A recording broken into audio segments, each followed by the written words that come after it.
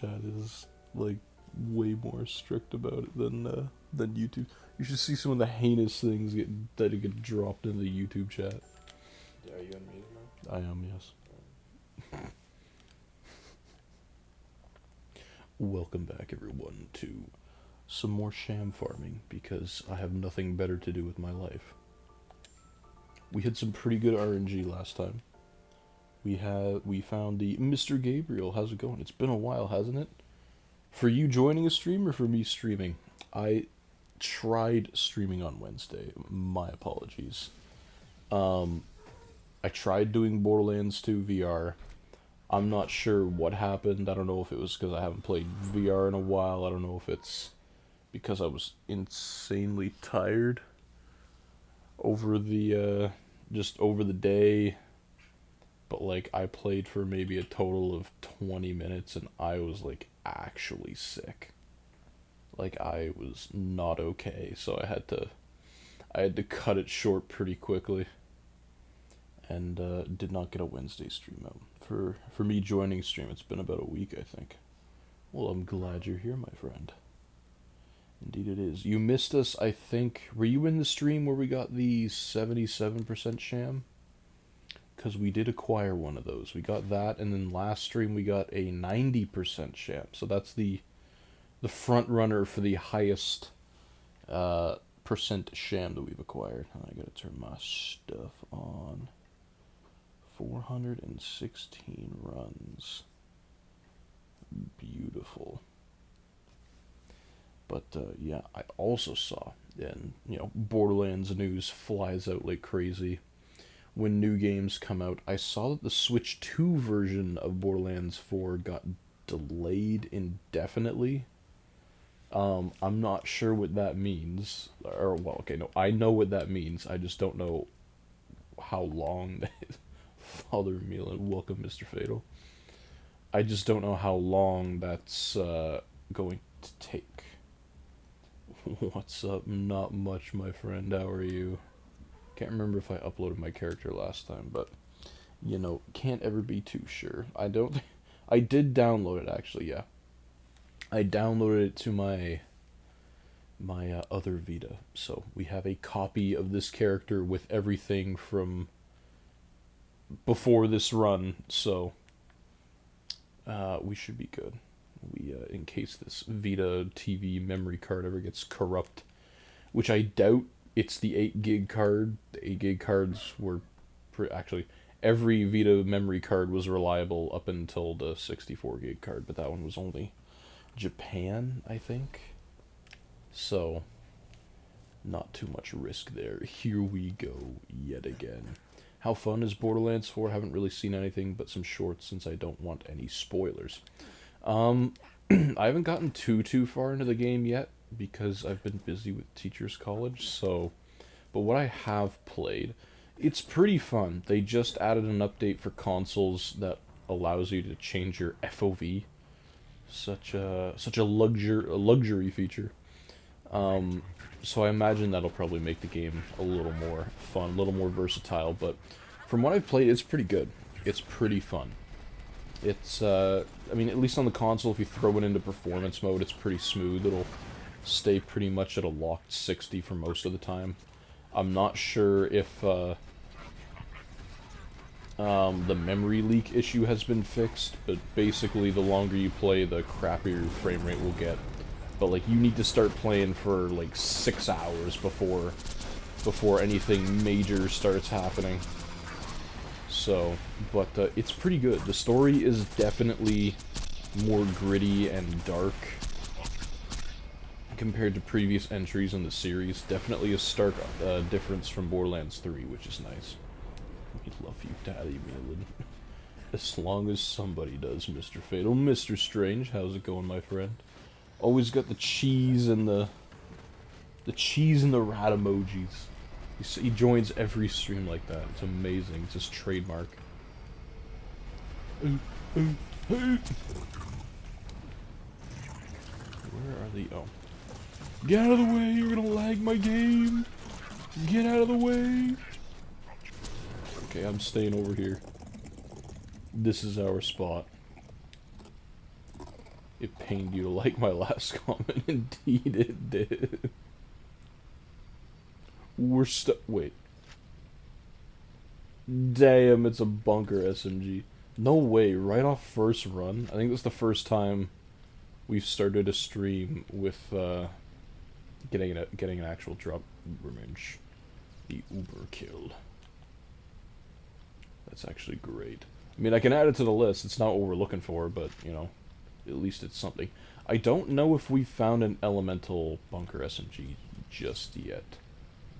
Still no pearls, but, you know, one day we'll get one. I mean, hey, I'll add it. SMG 17. We're, like, significantly over the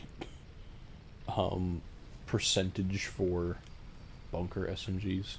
Kinda wish it was the other way around. I would much rather have that for the Sham category, but that doesn't make it as fun. What's a fun Sham stream if you're just getting them left, right, and center? I'll tell you, it's a fun one, but you know what? It is what it is. We deal with it. We go with the hand we're dealt, and we get Shams. But we got a bunker SMG right off the bat, so that's hopefully a good sign. It's either, you know, we'll get a whole bunch of drops this time, or that's our one lucky drop, and then we won't see anything for the rest of the night. So, but in any case, as I was saying, Switch 2 version has been delayed indefinitely for Borderlands 4. I've seen some people online, like, you know, recommendations just to kind of, like, build a Switch 2 version from the ground up, which, in terms of performance, I think would be a great idea, but I don't think you'd be able to get crossplay working that way if you did. And also, it would require a lot of reverse engineering if you're going to deconstruct the hell out of Unreal Engine 5. Because I think what takes a hit to performance is the fact that none of the lighting, to my understanding, none of the lighting in Borderlands 4 is baked. Like, it's all real time. So, and I don't know how much of it is ray traced either. Like, there might be some or none, but, like, it's all kind of insanely dynamic real-time lighting. Switch 2, you know, might not be the best. I have disheartening news. What's the news, my friend? Is this to do with your check situation last time? Oh, thank you. Easy kills to start it off. I could have started shooting a lot later. Oh, but we got fire rate, though. Not that it matters, because we do the same amount of damage every time. Per clip.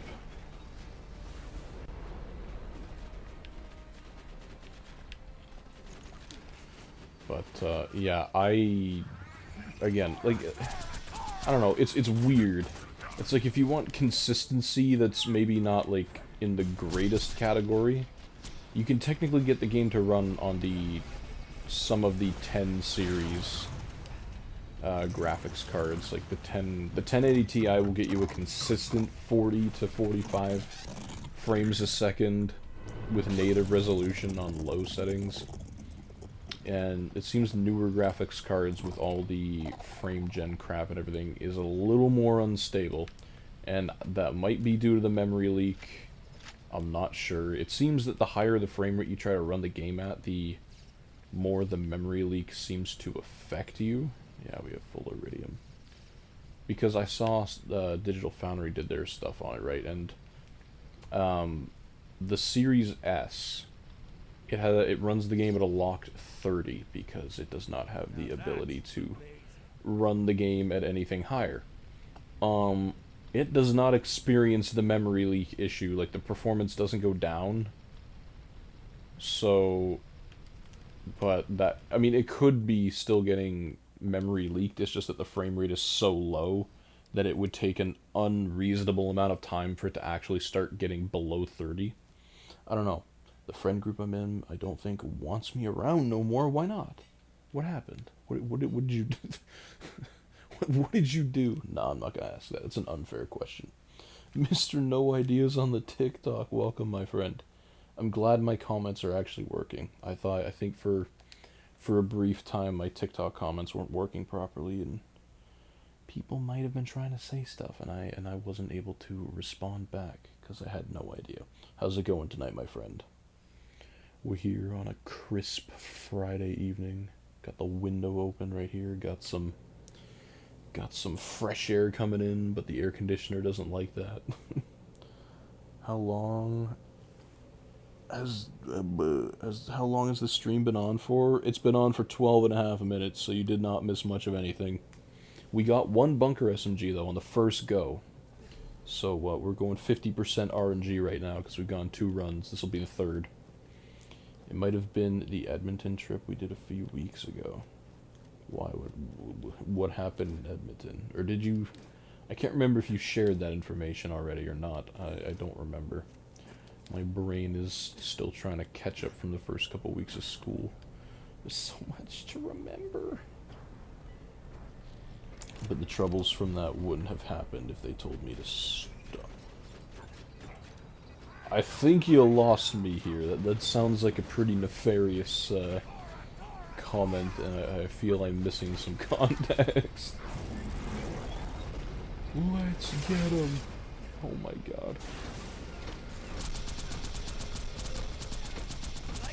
He's giving us easy kills today. I messed up.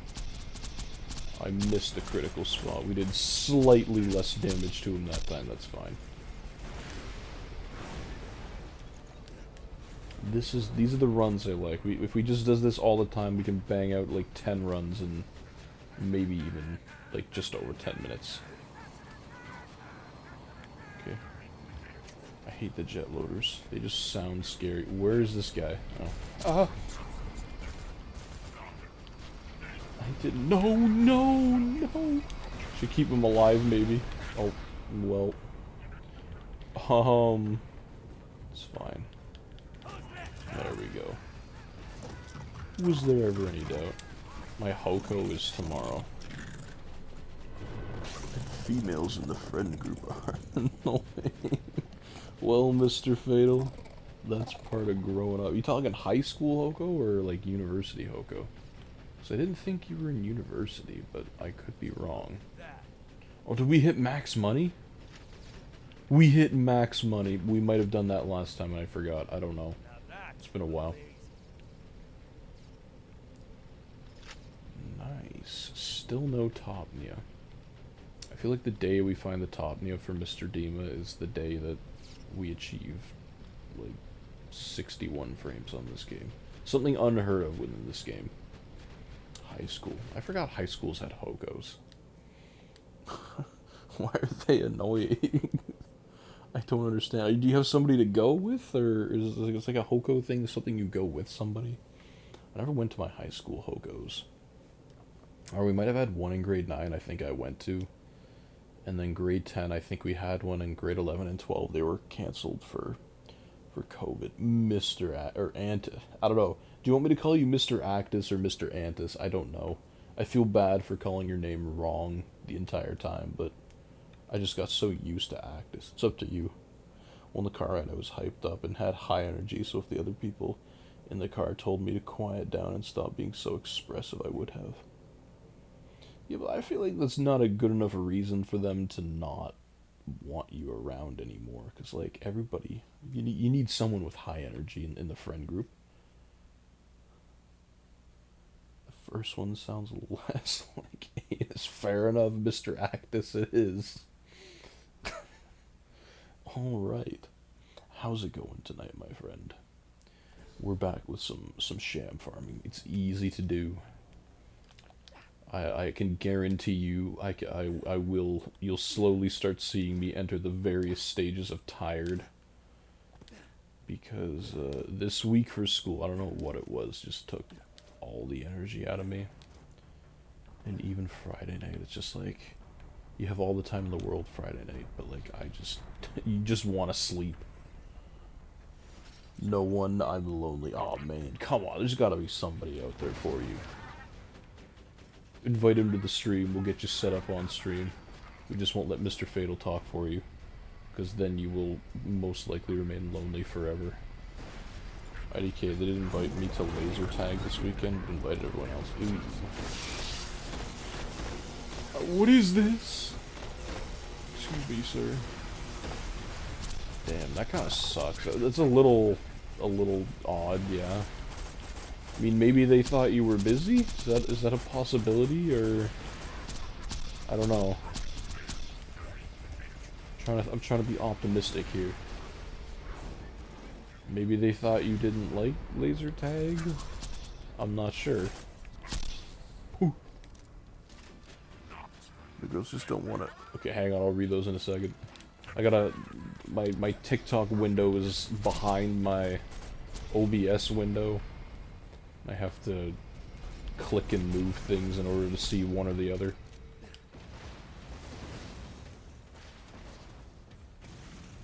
Girls just don't want to be reasonable with the friend group. No, Mr. Fatal is my lawyer. Oh no. Don't want to be reasonable with my friend. Oh, they don't like your friend group. Is that what you're saying? Yeah, that can be tough. That can be tough when two sides don't agree. Or when one side doesn't agree with the other side. I don't know why I'm gonna get stuck in the habit of just walking around collecting money, even though we don't need it anymore. Damn, insane money farm. Where are you? There's a lot of things dropping that I think are top Nias. I still have no idea if it's like actually possible to get a top Nia. All good, no problems. I'm trying to farm a high fire rate flat off SMG in Borderlands 4. See, I'm not familiar with all of the see you on YouTube. Alright, Mr. No Idea.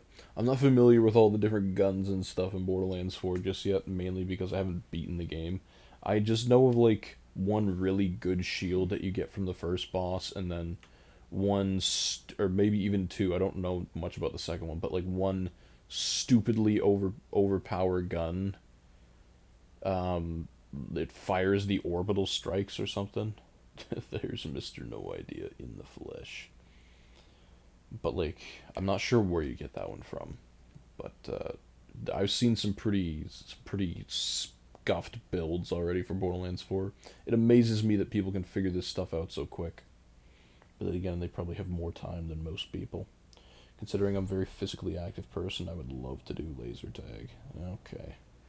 I mean, I don't know if asking them why they didn't invite you would be a good idea, or like if you just kind of want to be explicit with them and just know, then maybe just ask them. I'm not sure. I'm not sure what the best course of action would be. I mean, personally for me, I would want to know, but like, again, do you want to actually ask that question? You may or may not like the answer, but if you think the answer is already going to be bad, then maybe there is no harm in asking. At least you'd know. I'm not sure. Not sure that's the best advice. Let's go. He's only been giving us this phase so far, and I'm really happy about it. Like, it's just nice, quick, easy kills. Okay. Getting extra lag spikes where there weren't any before. I wish I knew how to... Right, I kind of know how to, it's just my setup doesn't allow for it on the TikTok. Because I know most people, when they watch on TikTok, right, like, if you catch a stream or something, the person's head is, like, usually the top half of the screen, and then the... Hey, whoa. And then, like, the gameplay is a little bit zoomed on the bottom part of the screen. I'm not sure... Because, like, I can't do that on the Mac. I think I could do it if I started the TikTok stream on my phone. But I use my phone for my face cam, so that wouldn't really work out too much. But, like, you can't... And there's no TikTok editor program on Mac. Like, it's only a Windows thing, which I find is really bizarre. Because I feel like most creative software is available on Mac as well. but maybe I'm just insane. So I wish I could like kind of make it like that on the TikTok, so it's not just widescreen TikTok, sticky homing corrosive transfusion. That's it. That is exactly what it is. Corrosive peacemaker. Okay, all right. Maybe it was me saying that I didn't like rhythm games after the Edmonton trip, since the whole premise of it was to play some rhythm games at an arcade in Edmonton, so maybe they just dampened the mood about me to them. Yeah, but like again, like if I heard a friend in my friend group say, "Hey," like I know is this kind of the point of why you're going on the trip, but it's an arcade. There's plenty of things to do in an arcade. But like, if a friend told me he didn't like rhythm games, I'd be like, okay, you don't like rhythm games. Like it's not. I don't think that's something to jeopardize a friendship over, unless they just really don't want you there and they're just trying to like find any reason to not do it, not have the friendship continue. But again, I can't make that judgment call. I don't know enough.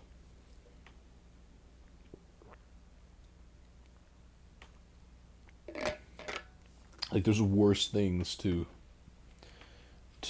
gauge a friendship over than not liking rhythm games or being physically a very physically active person or hyperactive person, right? Like I don't know. University kids are just all over the place. You got every kind of different person who likes every kind of different thing, and finding someone to match your energy can be difficult sometimes.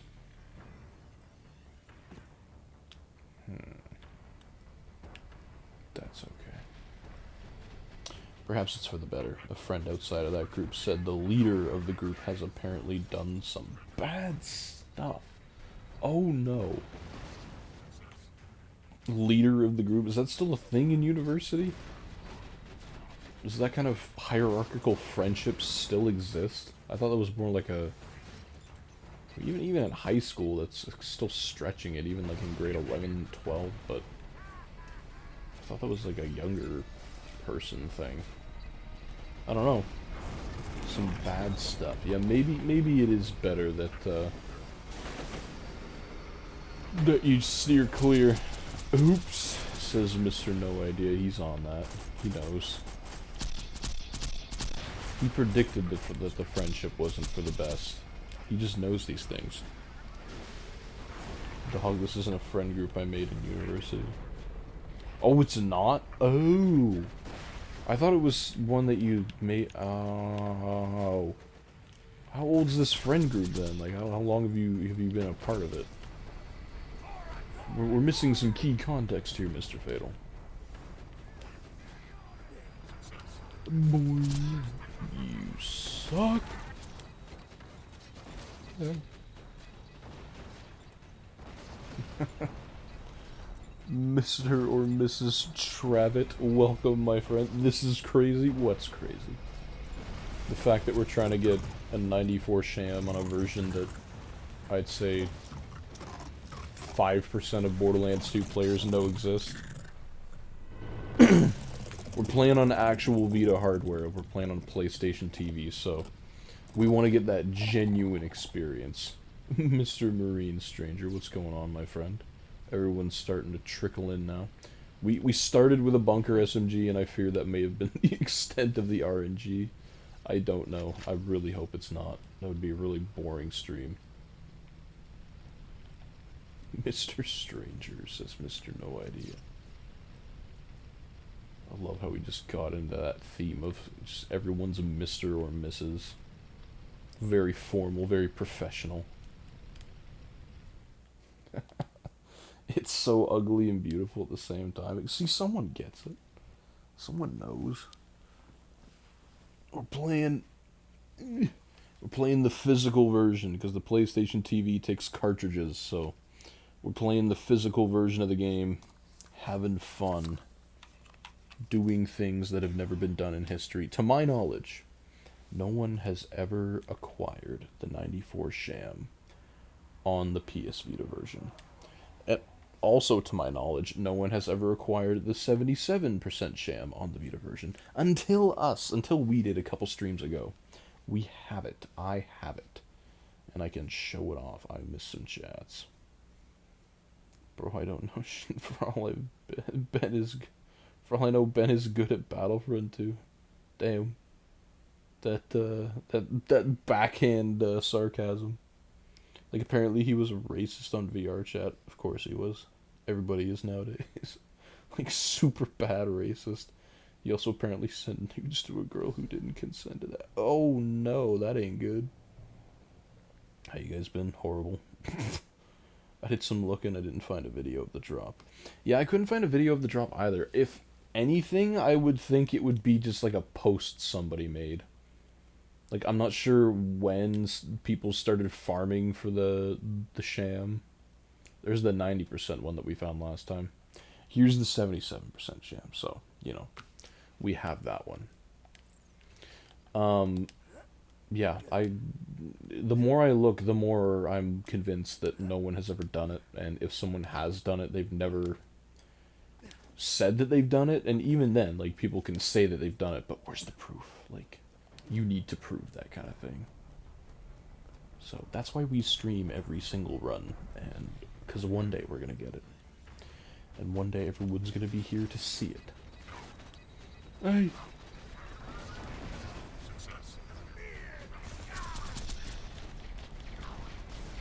That dude took out 3/4 of my shield with one shot.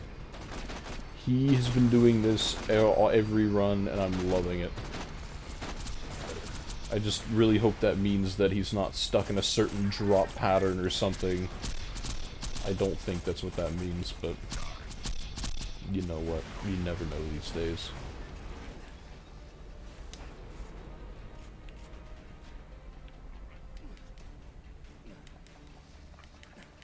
Run. I really wish they just let you play your own music during these boss fights. Like, I hear the bunker theme in my dreams sometimes. It's ingrained in my brain. It still stings to be excluded and not invited to things. I mean, is this the first instance where you haven't been invited to things, like with this friend group? Or have they done this in the past? Or have they done it in the past with other members of said group? Damn, we got a customization. It's okay, at least RNG still exists. I swear to God, we haven't found all of these customizations. Valve? Where? Is this like the Valve Easter egg? Or something? Is this a thing? It's Valve, right? That has the head thing? The intro for all their games? Because I know Borderlands has a lot of Easter eggs, and I wouldn't be shocked if that was one of them. No Sham. But we got stuff, so we got customization. There's positives. You gotta take what you can get. First instance for me since I stopped being a hermit. Damn. That sucks. Yeah, Mr. No Idea, you said it, my friend. Maybe, again, optimism. Maybe it was just this one time. Maybe this is the one instance and it won't be like that again. You know, you gotta, until more evidence presents itself, you gotta take everything with a grain of salt. I suppose. I thought that was a butcher for a second. Does the butcher have a star on it? I don't know if it does. Combine the Gunzerker's no-kill like overkill. Skill with a high-powered Jacob's weapon for massive amounts of damage. Ninja wrote that hint. You can sort everything in your inventory, mission log or challenges log, into specific categories. I wish they brought back a competent mission system and inventory system for Borderlands 4. Like, I can get used to the menu, but my god, is it tedious to navigate. Like, I don't understand. In theory, it's not that bad. Like, on paper, it's not terrible. It's just different enough from what most people are used to with the older games that it's annoying. Because, I mean, granted, well, Borderlands 3, its menu, the menus didn't run well. They were at least, like, you know, like Borderlands 2 in a way. The backpack was a little janky sometimes. But, we did the different phase, finally. All it took was the customization. But Borderlands 4 kind of just nukes the whole original Borderlands DNA when it came to menus. I'm like, yeah, okay. I suppose we have to evolve at some point from what we know, what we're comfortable with. I don't know. Again, I said this before. The Borderlands games are starting to get into like a futuristic-y feel to them, and I don't know how I feel about that.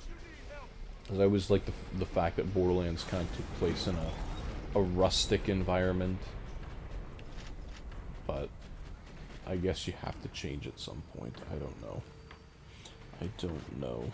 If I stop getting invited to All Together, I'll take it as my time to go. Yeah, you gotta find a new group of people. Mr. No Idea, always thinking ahead. Always thinking for positive. Yeah. How did you not die? There we go. This is my Sham drop zone. At least I have Melan in my Squishmallow plush. Now, hold on a second. That's fine. I bought a Squishmallow for my fiance. What is this drop pattern? He didn't drop his pile in here that he usually does. Oh, that's why. He's a little crooked with it. I bought my fiance because she went away for school, right? So I'm not there, and she's upset that I'm not there, which is understandable. I'm upset that she's not here. So I'm like, oh, I want to buy her something. And I know she loves Squishmallows. She has a few. So I looked up what the biggest Squishmallow size was, and apparently it's the 20-inch Squishmallows. Like, these things are massive. Like, when I drove it over to the school, I had to legitimately buckle it in my back seat. Otherwise, I think if I slammed on the brakes, it would actually kill me going through the back seat, or the back of the front seat. But like, damn, these things are massive. You drop them, they just go, like they plonk down, plump. It's amazing. You also got Ben. Yeah, but Ben sells. Oh no, Mr. Fatal, what are you saying? Oh no, Mr. No Idea has gotten everybody on the Ben sells train. Like I said, if we ever put Mr. No Idea in charge of merch for the channel, that's the first thing he's gonna make. That's what we should do. Like I said, if the channel ever reaches 1,000 subscribers, which is like so far into dream realm, Ben and I will look into making channel merch. We have the unofficial Let's Win Some Games shirt with the giant 5s on the back of it that Ben made me for my birthday. And I feel like a cool thing, and we probably also have some Vita merch, right? Like, how many times have you seen anything Vita related on some merch, on some shirts or something? But I feel like a cool idea would have some of the OG viewers give us an idea for like a design or something for like a shirt, and like have that on available for sale or something like that, right? I don't know. A thumbnail of Melan carrying Ben on a win streak. What do you mean? We don't carry each other. We just kind of like work in an unbelievably smooth tandem with one another. We've played the game so long together, we kind of just know where to go. We know who's gonna be where. You're gonna hurt me. Like, I don't know. We don't really carry each other. Like, sure, maybe one of us has a bad game, but it's not like an egregiously bad game if one of us sucks. I kill him? I think I killed him. I didn't hear the crunchy noises. I see the chats. Hang on. Hang on, Mr. Travitt. I need to get to a safe space. That's right.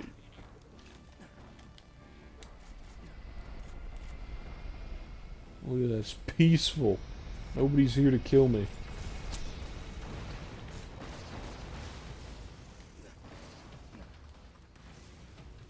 I do kind of miss the kind of grudgy Mad Max kind of vibes from 1 and 2, but I've been liking Borderlands 4 and it's fun.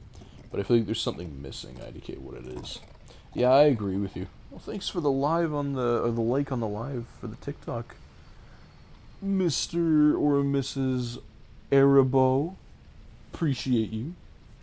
Yeah, I feel like, I don't know, I guess that's where you kind of get into the argument of what what is Borderlands? Like, what made Borderlands Borderlands? Was it the, like, wasteland feel that it made, or the gunplay, or something else, the characters, right? Like, and I think Borderlands 4, to some degree, evolves on some things and maybe left others behind, but you have to create a new identity, right? Like, it's not you can't recycle the same formula year after year after year after year. You have to constantly be evolving, right?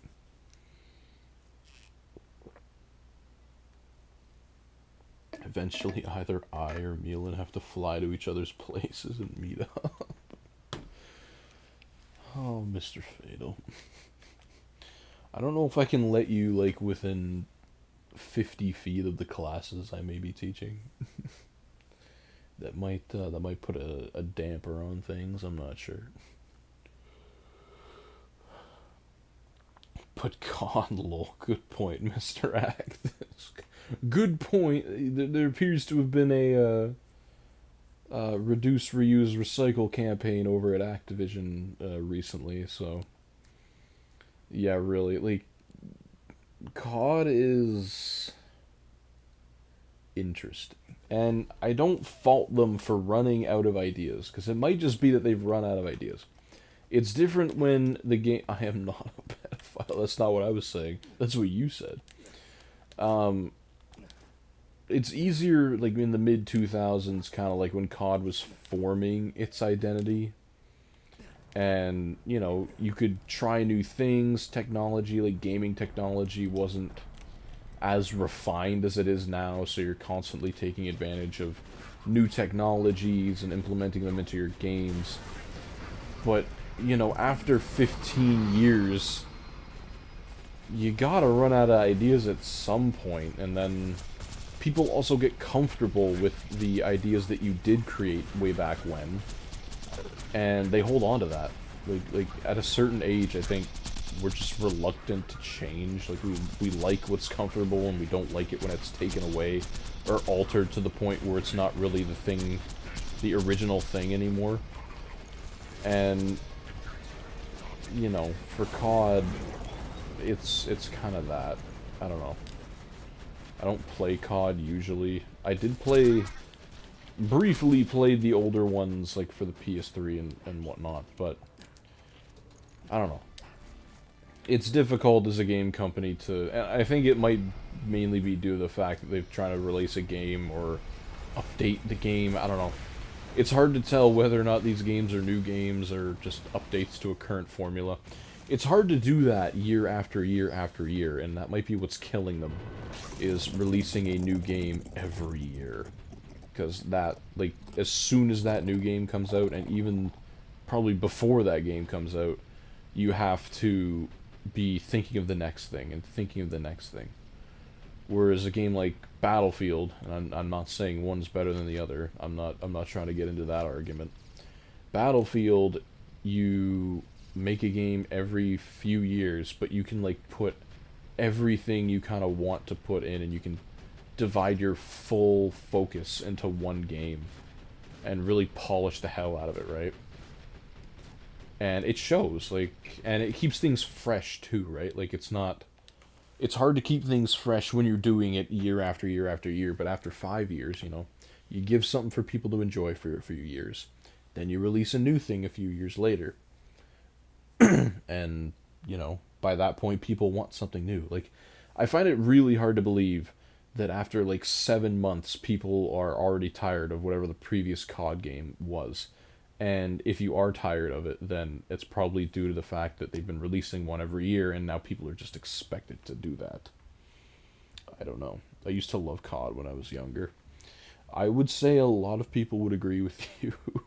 It kind of bred a whole multiplayer generation of people and really pushed forward online gaming for that. Was that seventh? Was it seventh gen? Was that the PS3 360 generation?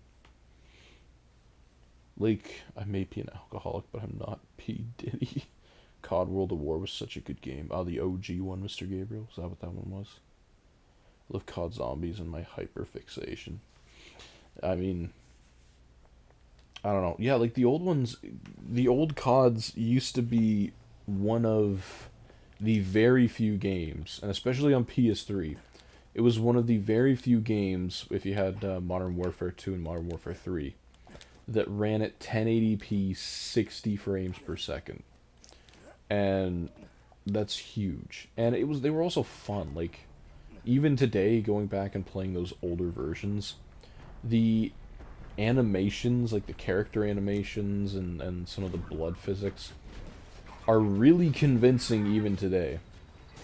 And I think it's just kind of more impressive or has more charm. We talk about charm all the time here, playing this port of Borderlands, but like it just has more charm because of the limitations that the console had at the time. And you can learn to appreciate more, I think, the game when it had to overcome some serious hurdles. And even with those hurdles, it turned into a generational franchise by doing it. But now, I don't know. Maybe it's just COD's time has passed. Like it's not a bad game per se, right? Like it's not like it's not popular, but I don't know if it will ever reach the height that it used to. Also, I'm not a fan of the game like being 1,000 gigs. People have theorized that, oh yeah, just make your game so much in storage so that you don't have to download anything else. Like, I don't know. They are a little outrageous in size for what the game is. No, man, I want Sham. You have so many bunker SMGs, it's not fair. I don't want them. The World War II one that had the first iteration of COD Zombies. Was that on... There wasn't Zombie... Because I know there was like a couple PS2 COD games, right? I don't think those ones had a zombie mode, though, did they? Oh, we got an elemental one. I'll keep you.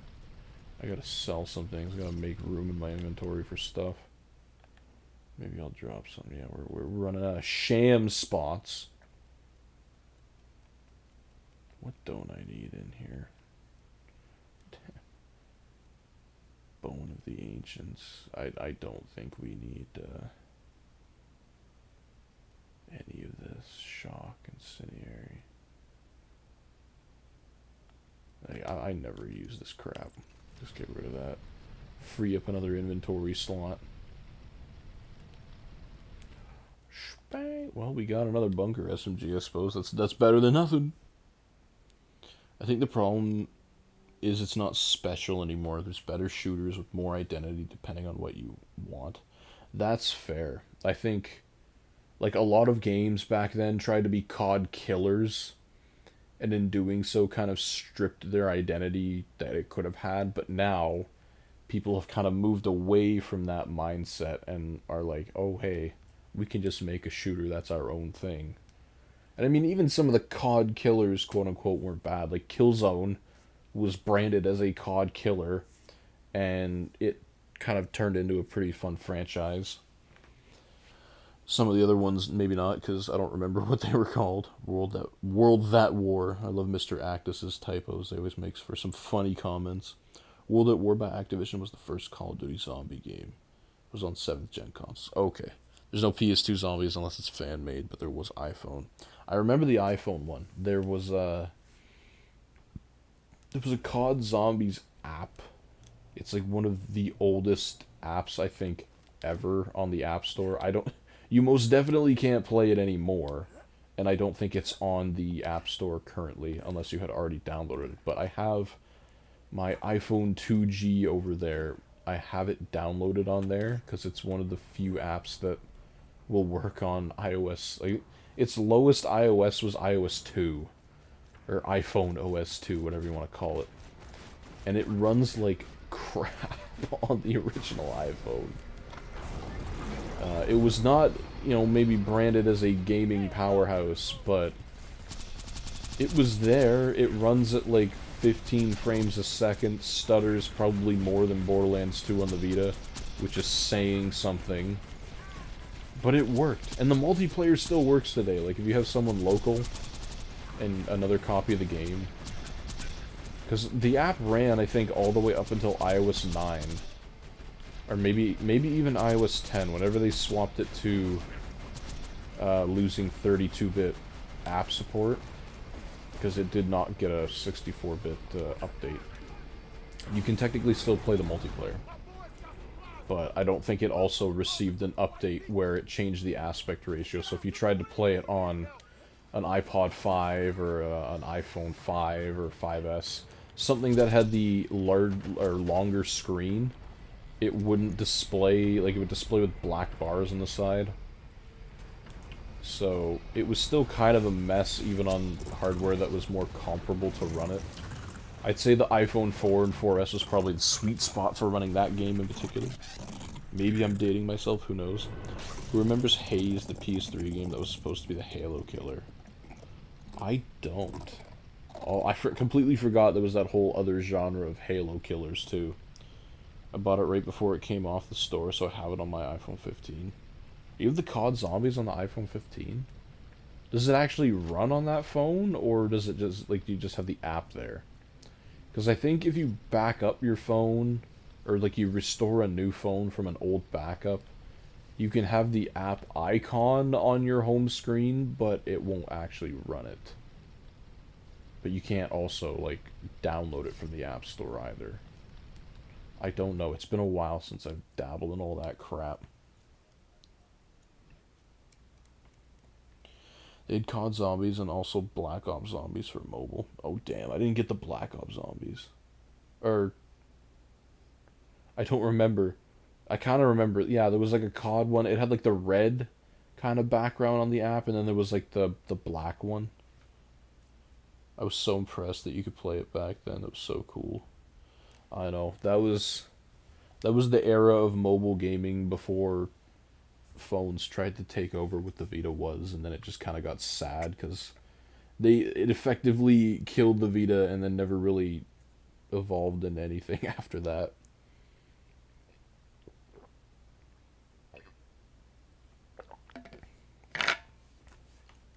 I mean, it did. We have COD Mobile and whatever. Still not an optimal way to play games. It was like a brief moment in time in like the early 2010s where mobile gaming was viable on your phone before they started chewing your battery alive and heating the shit out of your phone. There was a brief moment, and we got some pretty cool ports. Like, I think BioShock got ported to the iPhone at some point. Minecraft was always pretty fun until it turned into Bedrock, and then optimization was out the window even on the iPhone in terms of efficiency. It runs, but it definitely has not gotten any sort of like modern updates for it. I'm honestly shocked that it launches on the new iPhones, like on the new iOS. I would think it wouldn't.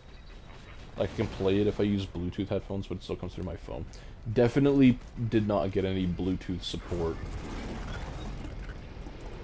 Because you gotta think, even back when the original iPhone came out, I don't think it really had much in the way of support for Bluetooth outside of maybe whatever kind of Apple products they released at the time. Like, I know if you connect a pair of AirPod, like, Gen 1s to an original iPhone, it will connect to them. I don't think you can output any audio to it. But, like, it'll show a little single headphone icon on the top. And that's because Apple did release, it's not called an AirPod or anything, they did release a single earphone thing meant for taking calls, right? Like, if you've ever seen any kind of Bluetooth earpieces from the mid-2010s, that's kind of like what it was trying to be. So I would think, because I don't think original iPhone operating systems had support for, like, Bluetooth sound or audio outside of calling, like phone calls, so that might be why it's not coming through your headphones, at least Bluetooth wise. Because I don't think they built that into the game because it wasn't built into the iOS software at the time that it was developed. And I doubt they would have gone back and put it in. Corrosive Nova. That's ass. Look at that. No. Man. No, we have the Steam Deck at least, but there's not super portable, and Switch is like more expensive than a PS5. Face red droopy eyes because I can't display emojis for some reason. Just describes to me what the emojis are. Yeah, that's true. We've distanced ourselves from the portable, like from the era of portable game consoles also being pocketable. Like, you take a DS or a PSP, throw that in your pocket, you're good to go. And the battery life just lasts forever. If you have a new battery. Even DS batteries still last forever. Now we're in the generation of, yeah, I can throw this in a bag, but guess what I can also throw in a bag? Like a whole giant lunchbox and a whole computer. Like a whole laptop. Like, of course, if you give me a backpack, I'll be able to put a whole bunch of stuff. You can fit a PS4 in a backpack if you really wanted to. Like, yeah, it's portable, but so is anything if you have a big enough backpack.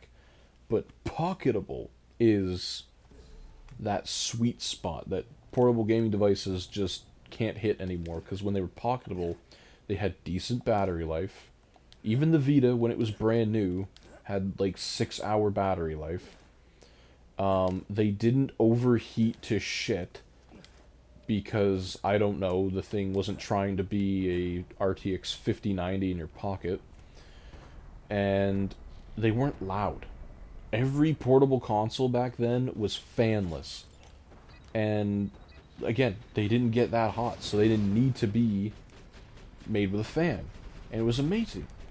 Because I hate, like, one of the things I hate about portable PC things today, even with my Legion Go, is that while I love having all that power, I love running Battlefront or Borderlands at high settings and whatnot, and even on the quiet fan mode, doesn't like it gets loud, and I'm almost always forced to wear headphones, and it's annoying. Like, sometimes I don't want to wear headphones. I just want to hold the thing, play it in bed or something, and you know, just that's that. I don't want to lug around headphones or wireless headphones all the time and have to worry about that battery life lasting. And so it's just an era that we will probably never come back to, unfortunately. I don't know. Unless the portable PS6, whenever that comes out, that's heavily rumored, unless that goes back to the PS Vita roots, then I don't know. Like, even the Vita, right? Think about a modern handheld, size of the Vita.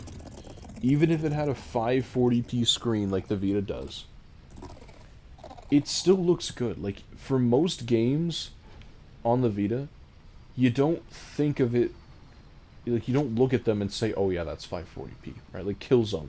You don't look at Killzone and think this is 540p. You don't look at Uncharted and you think that this is 540p. Same with Wipeout or something like that, right? Like, the games looked really great. And think about putting modern-ish hardware in something like that with a 540p screen that you can't even tell is 540p.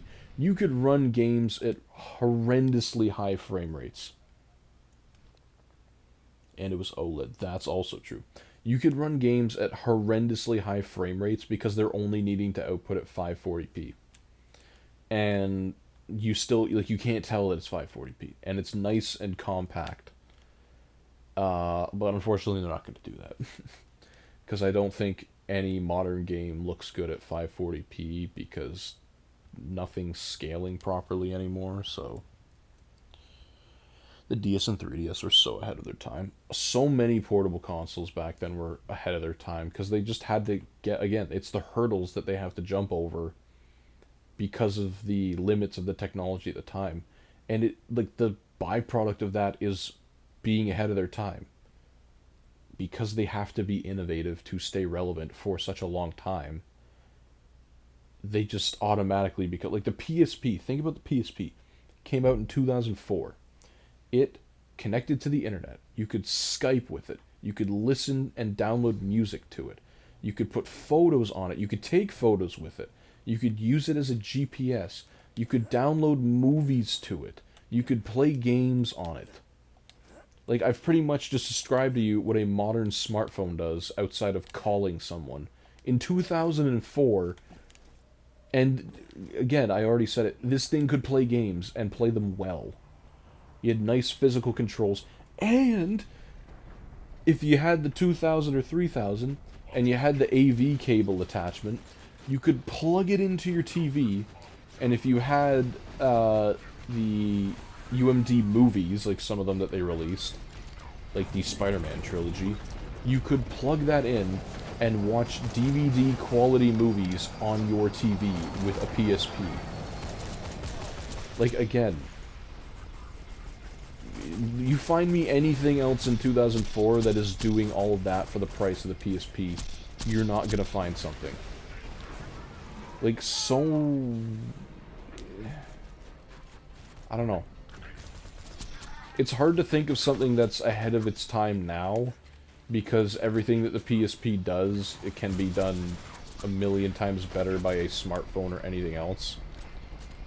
But you'd have to find something that's doing nothing that anything else is doing, but you can kind of see that stuff being in the future.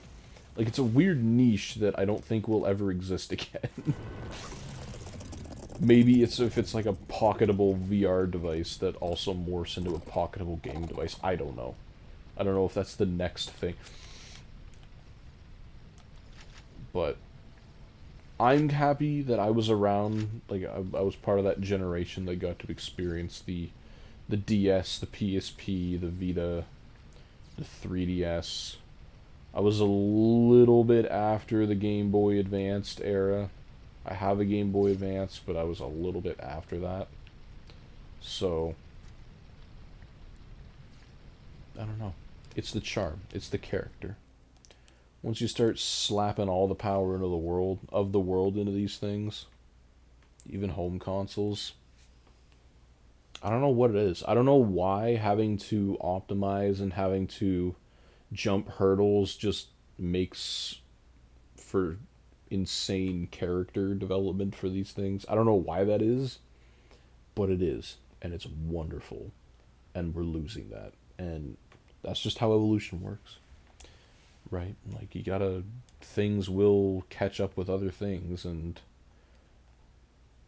some would say it's better that way, some would say it isn't. I don't know. Everybody has their own opinion on everything, and that's just how life is. And that's just how life will always be. So we be happy with what we have.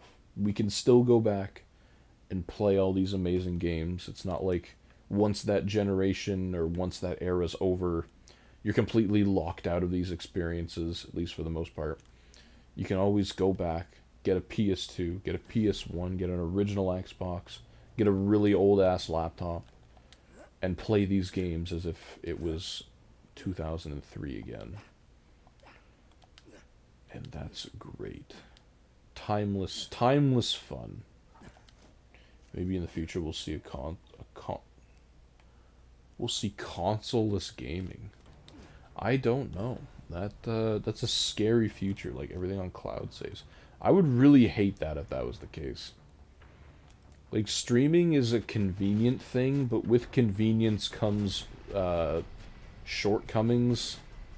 Like I've said before, I hate streaming games. I, like, hate it. I can't deal with the input lag. If I know it's there, it'll drive me insane. I can't deal with the video compression that I'll get. And, like, you can't make every game streaming friendly. Like, some games that are more pixelated, like Minecraft, are a disaster to stream. And games that are in darker environments that have a lot of fog or smoke effects are disasters for streaming in terms of visual quality. And input lag will always be a thing. There is absolutely no world in which Bluetooth is defeated by wireless streaming. Google Stadia proved that. It's not possible. Get out of the way, bruh. Why is his gun facing the other way? I saw it. Oh no. Oh no. No! He's all funky! What is this? He threw the Sham off the edge. I guarantee he threw the 94 off. Bruh. How did this happen? I killed you normally. How does this happen? What parts of ones and zeros have to combine and make that kerfuffle? Okay, well, I don't think he really dropped much of anything, like, at all. No ammo, no nothing. Okay. I blame the jet loader. I'm so mad right now. The gun I've been farming for like the last 4 or 5 hours. I just found the lost loot machine. Oh no. No way. That's... I mean, at least you found it, right? Like, if not for the lost loot machine, you probably would have been at it for like another 2 hours, not knowing that it did drop at some point.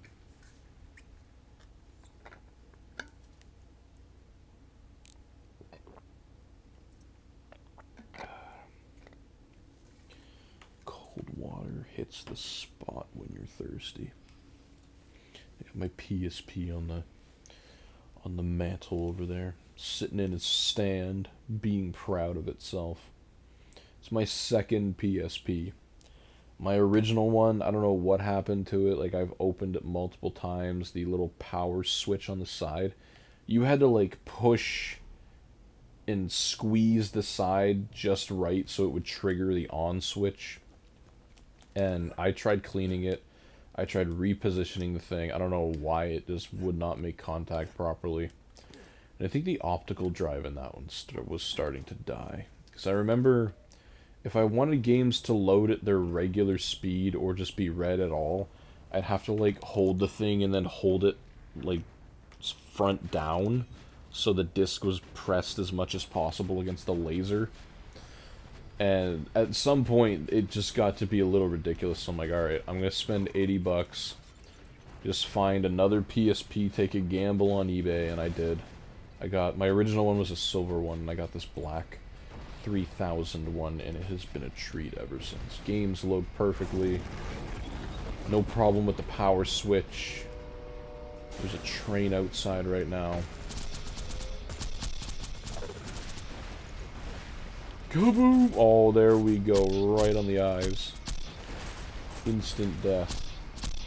It was the first one in there, so I'm pretty sure it's been there for a few days. How long does the lost loot machine last? Or I guess how long does the stuff in the lost loot machine last? I would think it would disappear once you like save quit, no? Or am I completely off the ball here? Hello. No, enough with the jet loaders. I hate you guys flying around. You lag my frames. Ah. At least he's facing the right way this time. I don't know. Okay, fair enough. Drop a Sham, dude. We've seen everything else. We've seen Bunker SMG. We've seen a customization. Give me the other thing. You know you want to. It's only a matter of time at this point.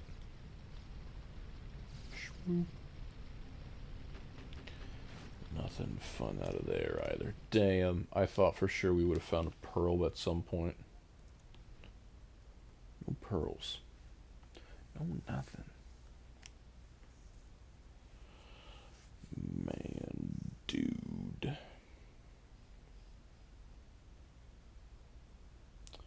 What else is there to talk about? I'm at a loss. My brain is not, is having a hard time finding something to talk about. Anybody online? No. Oh, that was the thing I saw. I'm testing my Vita out, my handheld one, just to see if there's any possible hope that the power issues are somehow able to be fixed. And I loaded up Borderlands 2 on there, and I have like a character that's low level. I think he was level 7. I saw 2 people, and I took a screenshot of it on the Vita itself, and I took a picture on my phone. And yeah, if you didn't know, you can screenshot on your Vita. I'm actually going to try on here, because on the Vita, you press the PlayStation button and the start button, and it'll screenshot. I don't know if the PlayStation TV can do that, but let's give it a shot. Let's see if we hit the PlayStation button and hit the options button. It does work. Oh, that's so cool. Damn. Just features you just didn't think. I mean, yeah, you just wouldn't think are on here, but it makes sense that they're on here, right? Like, I know some games, and I think it's more earlier Vita games. I don't think the later ones did this. You take a screenshot, and there's actually like a watermark on the photo, like of the game. I think Uncharted has a watermark, and Tokyo Xanadu. Well, that was a later game, so I'm not entirely sure why it has one, but no, Tokyo Xanadu has one. It's a great game, by the way. You should definitely track it down if you have the available funds, or maybe download that one. I know it can be pretty expensive if you want the physical version. I thankfully was able to cop one off of Amazon before they just went extinct. Gives you that hopeless message of, we'll notify you when this item is back in stock, even though you know it will never ever be back in stock. In the rare time that it is, it's like $400 instead of the $60 it's supposed to be. That was the PS5 was no. Thank you. The PS5 was like that when it came out. If you tried to buy a PS5 off Amazon once they eventually showed up, they were like at least $400 more than what they actually were. It was ridiculous. That time in gaming was trying to acquire a PS5. Come on. There we go. Huh. Boom. It'll be fun once we start doing this in VR, where I can, like, dodge the bombs in real life. Throw myself through the front window trying to dodge one of them.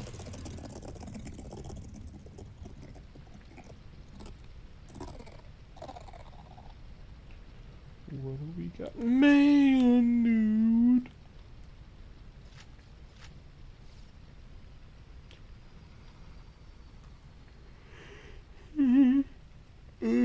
The tiredness is starting to set in here. It's too early. My eyes aren't heavy yet, so that's a good sign, but they will be. They will become. Another E-Tech. What does that say? Drummed Splasher Blaster. That looks cool. The E-Tech guns look really cool. They just kind of suck all the time. Just coincidentally, the E-Tech would take over Borderlands 3. All the guns look like E-Techs in that game. Hyperion shotgun of some sort.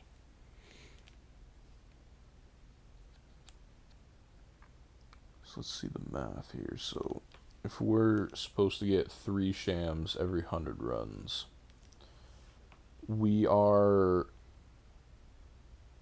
nearing, I think we're still within the statistic, but only by about 17 runs or so. If we want to stay on that 3%. Because we have 14. Actually, no. We're okay. Yeah, we got... If we're supposed to be good, we would have had 12 by 400 runs, which I think we did, or we had a little more. And we got 2 more, so... I don't know. It feels like we haven't been adhering to the math, but when looking at it, it looks like we're adhering to the math. I'm not sure. I might just be insane. That's a real possibility, but it's all whether we get it or we don't. 50-50. That's the cheat in probability math class. It's either I get this thing or I don't. That's my probability. Unfortunately, that doesn't work in grade 12 data management. Believe me, I tried. Grade 12 COVID data management was such an awful class. I don't even blame the teacher. You're not trained for that, and everybody's confused and messed up, and you know, as students, you kind of just take the brunt of it anyway. But it's fine. It was one class. I didn't go on for math anyway.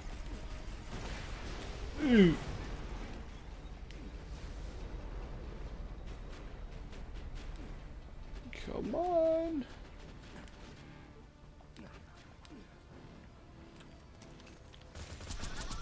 Let's get something. Boom. I can't get up. Boom.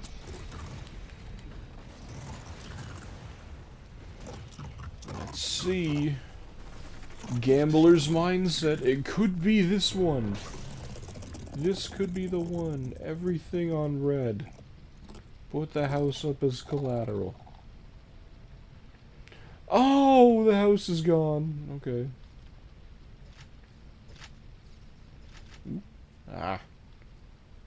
Stupid green and blue make pearlescent weapon. Add that to the color wheel. Yellow and... what is it? Yellow and blue make green. Is that how that goes? Or am I just messed up? Yellow and green make blue. Yellow and blue make green. It's one of the two. Green and blue make pearlescent. Just add that. Every Borderlands fan will understand that.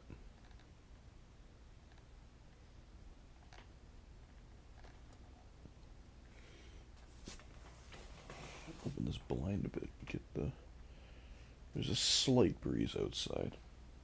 We've just had rain for the last 4 days. One of the days it was a really bad, like, just really bad storm, but then the other ones have just been that crappy kind of spitting rain, and the whole sky is gray, and you just don't want to get up. Like, man, going to an 8 o'clock class, an 8 a.m. university class, when that's the weather that you get to wake up to, it might be the hardest thing in the world to ever do. It just might. Like, moving mountains may be slightly easier than getting up for an 8 a.m. university class when it's crap outside.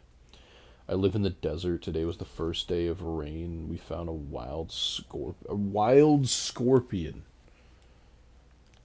Is this piling on your previous comment from a couple streams ago or a stream ago where like yeah, you don't have to worry about a crocodile walking up your driveway. Like, who is this guy? He's got to worry about crocodiles pulling up to his house.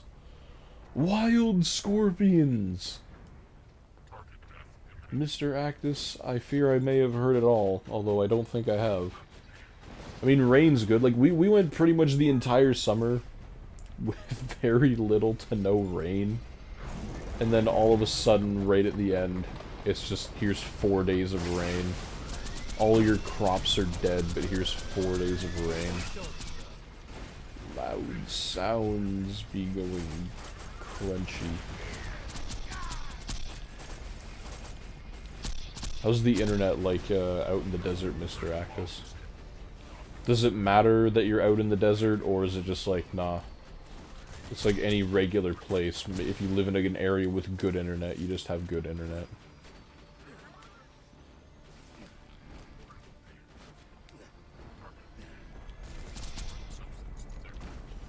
That didn't hurt you at all. Oh, your arm is gone. I'll keep him alive. Just in case I need second wind. He can't really hurt me. He still has... Okay. Thank you, game. Okay, shoot! Bam. Okay, Bunker, you can come out now.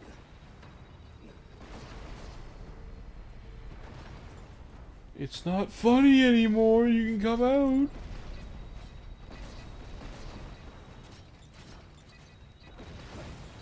Okay! There's nowhere safe to stand. It doesn't matter, even if you stand under this thing, you're dead. You suck! Long-ass boss fight. You do all that just for that to happen. Yeah, we don't have to worry about a crocodile or tornadoes. Naturally, yeah, I just won't have to worry about crocodiles. We just have to deal with scorpions at our house. I've been stung by 3 of them, though. Stung by a scorpion. I don't know why I feel like just getting stung by a scorpion is just, like, lethal. I guess there's other kinds of scorpion. I don't know. I'm not well versed in the scorpion world.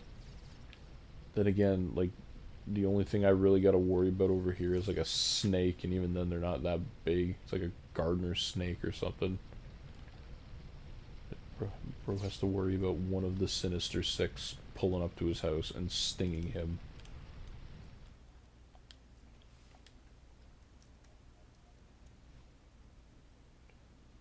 A wild scorpion a lot of people know have... What? A wild scorpion a lot of people know have gigabyte ethernet. I do not... Huh? You saying the scorpions have gigabit ethernet, or you just... Was there a period that was missed? I feel it may be the latter. 3 stings and no superpowers, 4th time surely. That's not how Scorpion got his superpowers anyway. He got mixed up with some wacko DNA by... Was it by Alistair Smythe? I don't remember. It's been a while since I watched that cartoon. The 94 cartoon. Yeah, I was a kid when I got stung. Oh, you were... Oh. The way you said it, it made it sound like, oh, today you got stung 3 times by a scorpion. Does it, like, what's that like? What's getting stung by a scorpion like? Like, do you get, like, paralyzed or something? Or does it just hurt for a little bit like a bee sting and then you're fine? I'm legitimately curious. I've never in my life had anything close to that happen. Or I don't even know anybody that's had anything close. Sorry, I was just trying to finish my previous comment and then start a new one answering your question. Fair enough. I have good Wi-Fi out here. I really...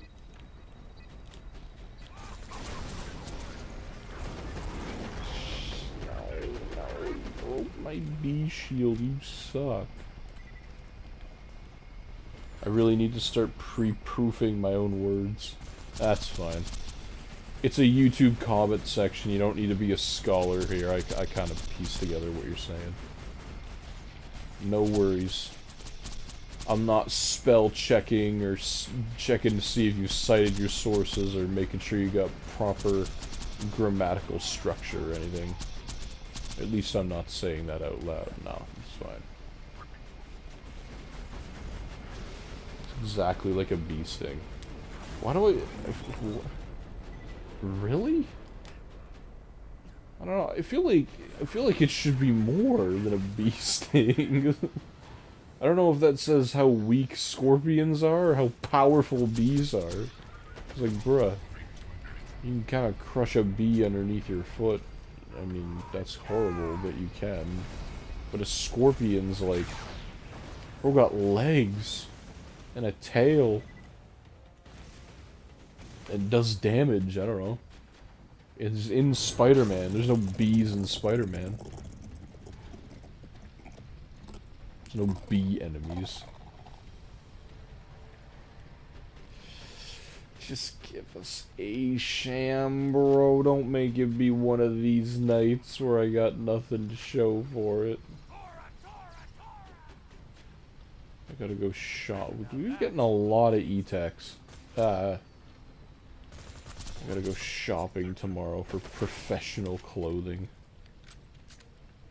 I've never had to dress professional in a classroom before, so that'll be interesting. But I gotta get it done before work because I go to taking someone's shift tomorrow, so gotta go into town and do all that and then make it back and make some form of dinner before I head out. Well, so you still need to take like Benadryl and stuff like a bee, but with enough poison from a scorpion can be just a little deadly, but enough bee stings could also kill you. Yeah, but I feel like you gotta have a lot of, like, if you're not allergic to bees, it's gonna take a lot of bees to kill you, but I feel like it wouldn't take that many scorpions to kill you. Like, I could be entirely wrong. I got stung by a bee once when I was a child. It, like, scarred me for my whole life going to the backyard, because we used to have this...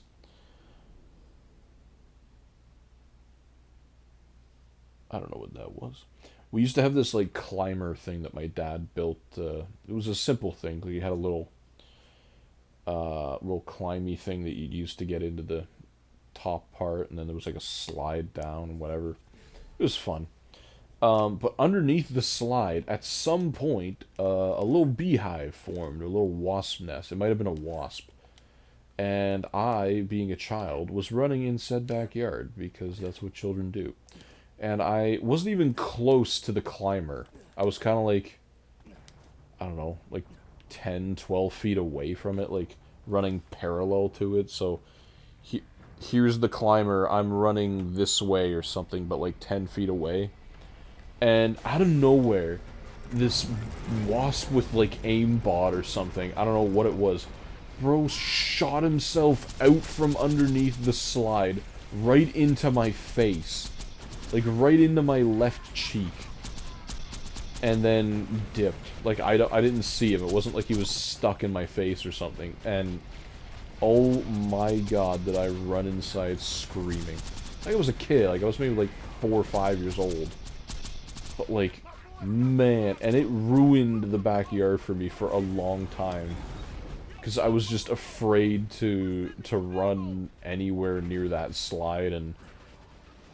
I don't think that was the last that the bees ever kind of made camp back there either, so it's not like my fears were entirely misplaced, but that sucked. But I don't remember getting Benadryl or anything for it. I just kind of like remember it did sting. It did hurt for a while. I just broke BL4. Elaborate. How does one do that? Didn't Randy say that there was like they were giving a prize or something to someone who could crash Borderlands 4 within the first week of the game or something because he was so confident that they had built the game to be stable and whatever.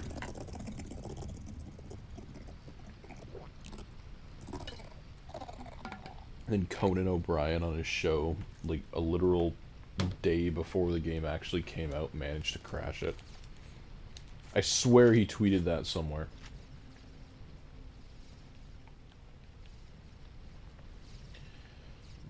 Nothing, eh? Shield recharge rate. Does anybody actually use any of those?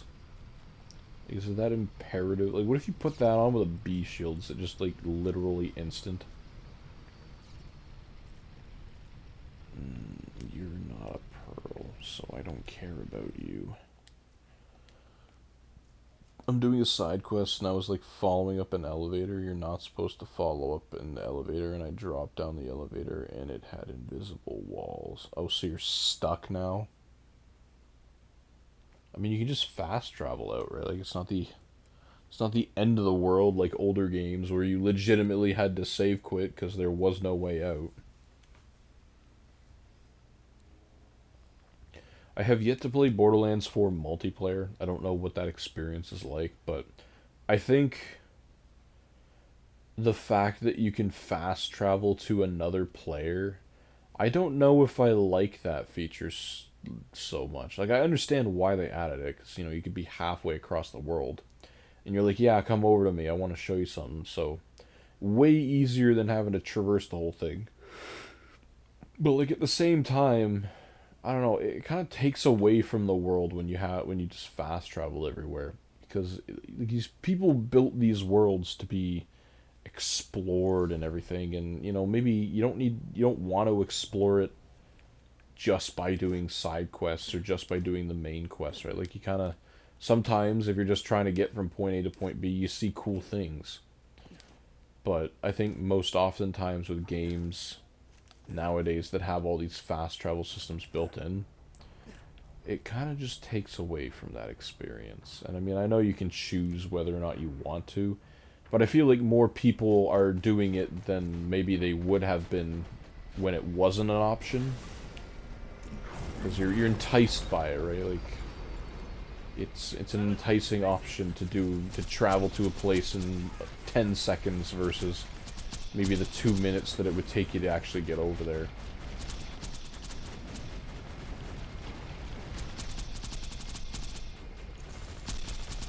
Damage. Brick, I will not be looking for anything involving you, I'm afraid. No, it's just goofy Borderlands 4 multiplayer might be the worst one. Really? The worst one? Why do you say that? Like, it can't be worse than Borderlands 3, because Borderlands 3 multiplayer just didn't work at all. Like, it's legitimately still broken, and they have not released anything to fix it. It's a really stupid workaround to make it work, but... What the hell? Bro's gone! In the pre-sequel.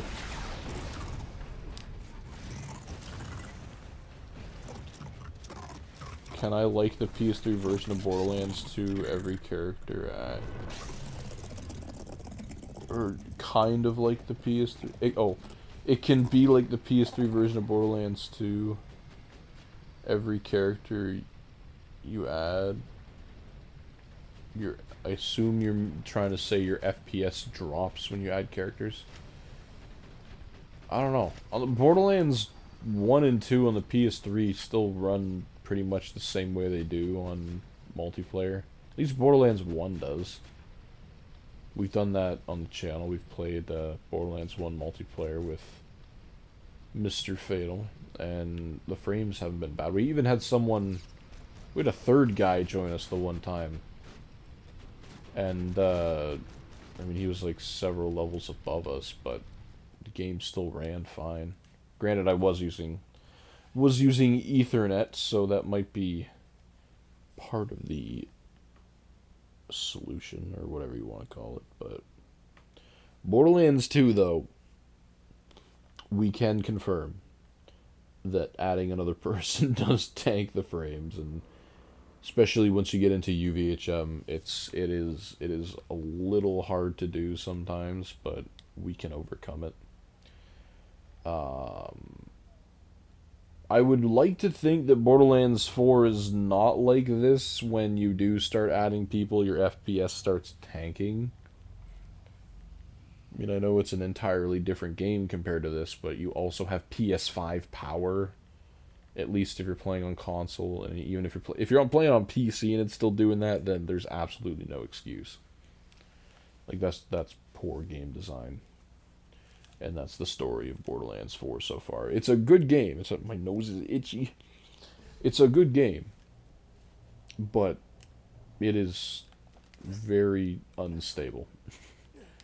Unstable in a world where where instability should not be a problem at this stage of the game. Like, more and more with Unreal Engine 5 games do I start to realize that, man, Unreal Engine 4 was kind of like the beast of Unreal Engines up until this point. Unreal Engine 3 had some pretty good looking stuff too. And even that kind of generation of game engines too, like the Frostbite, the original couple or 3 versions of Frostbite were really decent looking, especially with the Battlefield games. And then we get to Unreal Engine 5, which I still can't decide if I hate the look of it or not, because it introduces ray tracing and realistic lighting. And I feel like when people play video games, they want to get out of the real world.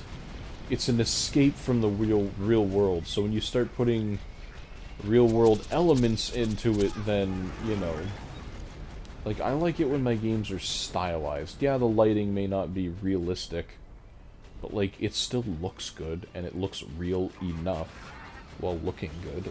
Man, why is my nose so itchy, bro?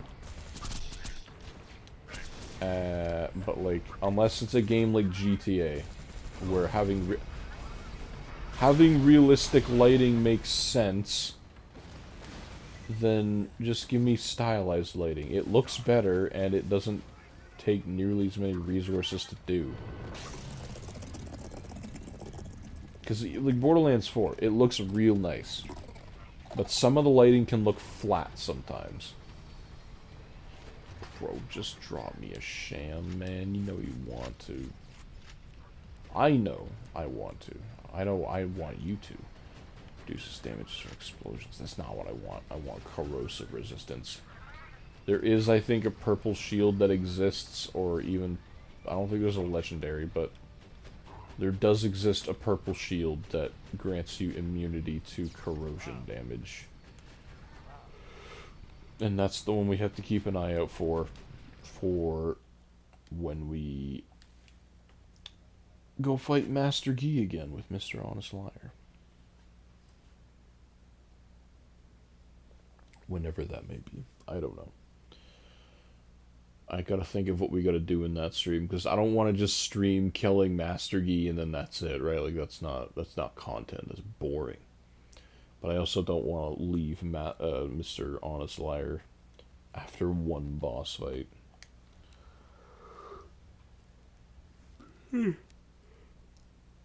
So I don't know. We gotta farm for pearls at some point too. We gotta farm for pearls. And then we have to see, we have to try. I don't know if this will work. Mr. Fatal kind of fact-checked it for us. Wanted to do a series of playing version 1, like build 1 of Borderlands 2 on the Vita, because I have the cartridge. But, like I said before, I don't know if for certain, because some games work with this, some games don't. It's a really niche list. I don't know if Borderlands 2 will just work out of the box with the PlayStation TV, because I don't... Well, we know it got PS TV support like 2 updates later, but we also don't know if it will just work prior. Because some games you just don't need the PlayStation TV support. Other games, like this one, got it, but the button inputs, like the little icons, are still PS Vita buttons, and then a very select few, like maybe one handful, if that, of games actually had the PS3 button inputs put into the game. I'd be curious to see if Killzone... Oh my god! I'd be curious to see if Killzone added any kind of support for the PS4 controller in terms of, like, button icons. I know it does PS3, and I don't know when... Like, I don't know if the PS TV launched with PS4 controller support, or if that was added after. Because by the time it kind of came out, Killzone also kind of came out at the same time. So... I don't know. Little small things we have to figure out on this channel, because we like playing Vita don't kill me. It's just really hard to capture stuff from the Vita, because not all games work on here. And I'm not hardware modding a physical Vita to have video output, and I don't want to emulate it on a computer, because that defeats the whole purpose of playing on a Vita. We got a Sham! We got a Sham! It's right there, you see it? You see it? Alright, what do we think it's gonna be? We finally got a Sham. For anybody who's willing to guess, let's see, let's hear your guesses. I'm guessing 84. We have ranges from 77 to 94. I'm guessing 84. If anybody else would like to fancy a guess, by all means, go ahead. Yippee, says Mr. Strange. I hope it's 93. I think I might cry if it's 93. Like, I just give me the 94 at that point. 82. Alright, we got 93 and 82, and mine's 84. Let's see. 79. That's pretty ass. Damn, you're not even worth it to pick up. Well, Mr. Strange was technically the closest, so congratulations. I don't have anything for you, unfortunately, but you win. By rule of technicality, with rounding, where rounding is concerned, you win. It's okay. We got one finally. Maybe we'll get a double drop. You never know. It seems more often than not that these Shams are dropping in doubles, and then you just never see them for like another 25 runs.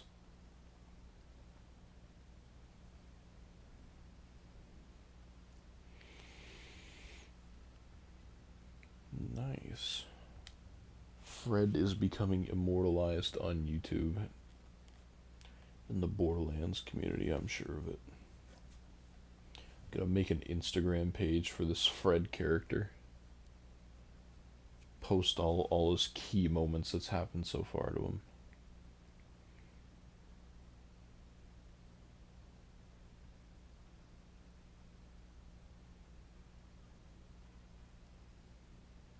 Bro, I'm hearing so many noises outside. It's not usually that many like human created noises. Like it's not usually that much at this time of night. Definitely not this time of night, but I suppose it is Friday. Anything can happen on a Friday night. It's just our neighborhood is relatively quiet, so. The notification on Discord for you streaming has stopped? What do you mean it's stopped? Like it didn't post anything when I started? Or... Because it posts in the general thing, and then it like just says stream is up. I don't know why it would have stopped though. It shouldn't. I'll check after this run here. Murder the rest of my MacBook's RAM by trying to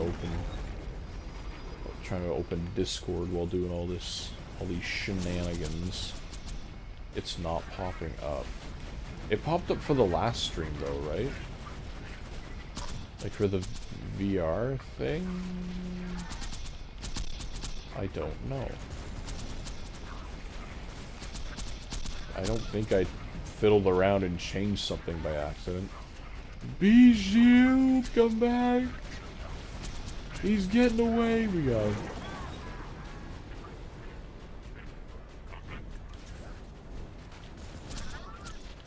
I don't think so, that's why I missed the last stream. I mean, the last stream was only like... What the hell is this? Where, oh. I'm sorry, I wasn't aware. Oh, no, no! Kill him, Sandhog bullets, get there! It might not have worked with the VR stream. I don't know if that works the way that it does everywhere else. I'm not sure.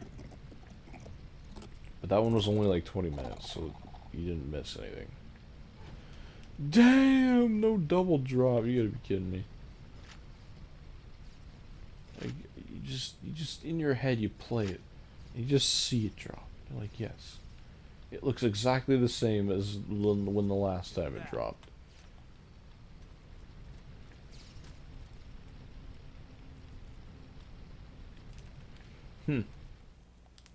Let me check this quickly. I apologize, computer, but you're not gonna like this. Ooh, let's let the face cam lag as it tries to load this up.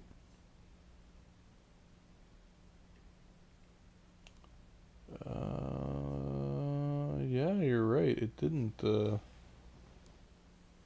streamer mode is enabled. I don't want streamer mode. What the hell, man? What's wrong with you? Stream cord, what happened? Why did we stop? Huh. I'm not sure why that's a thing. It shouldn't be, it shouldn't have just stopped. Server settings. Access, invite only. Okay, I don't want invite only. Why are we locked to invite only? Dude!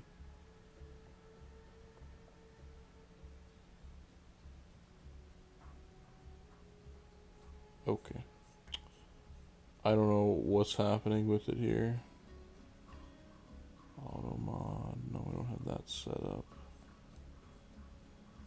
No, don't delete server, please and thank you. Again, I'm not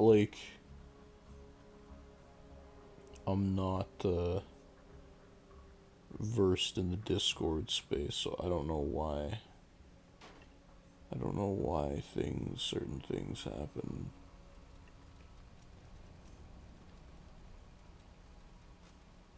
I'm not sure, because when I set up the whole stream cord thing, it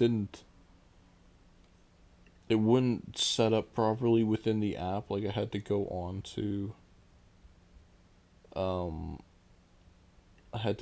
like the website or something, and then it worked. Stream cord rolls.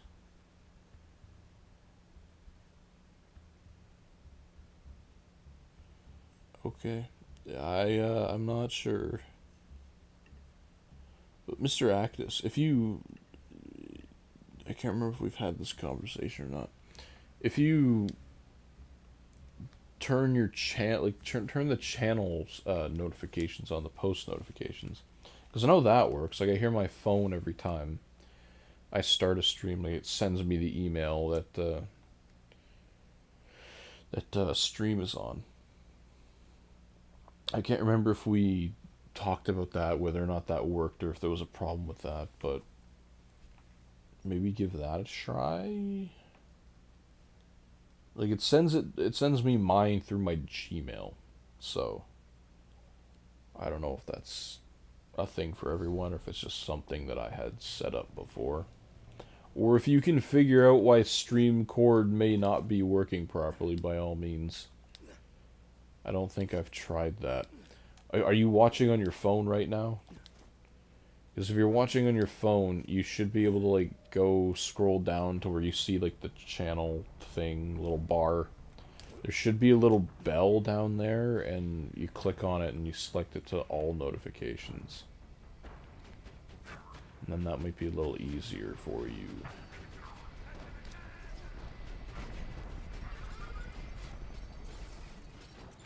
I'm watching on my phone, I just turned on notifications. Okay.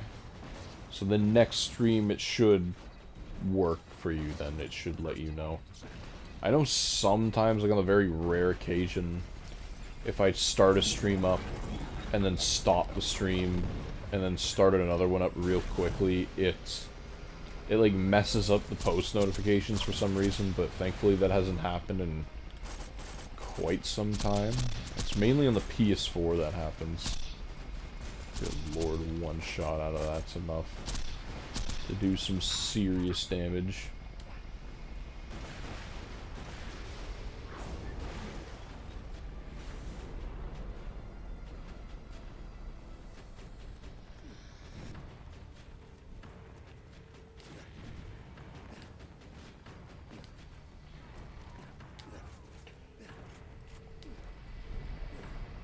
Watching on your phone's probably the...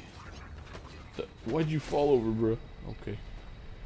It's probably the best bet for visual quality for a game like this. I would not. Like, it doesn't look great for me anyway on a 40-inch 1080p screen with the game rendering at 540p. I can only imagine what that would look like on someone else's TV or even a laptop. And then add into the mix YouTube compression. Like, that's what you use for an April Fool's joke if you're like an eye doctor and you're like, tell me what you see here. You're like, oh my god, my vision, it has significantly degraded. Come on, we're not doing this tonight. Give me shams. One is not enough. I need more. I'm greedy. I need more. Isn't there a Twitch on the Vita? There is, technically. I think you can still download it, but it lost support a couple years ago. Like, you can launch it. I have it on my handheld as well. You can launch the game, but... Or the app, but it will just come up with a little error box that says, we couldn't connect to Twitch servers.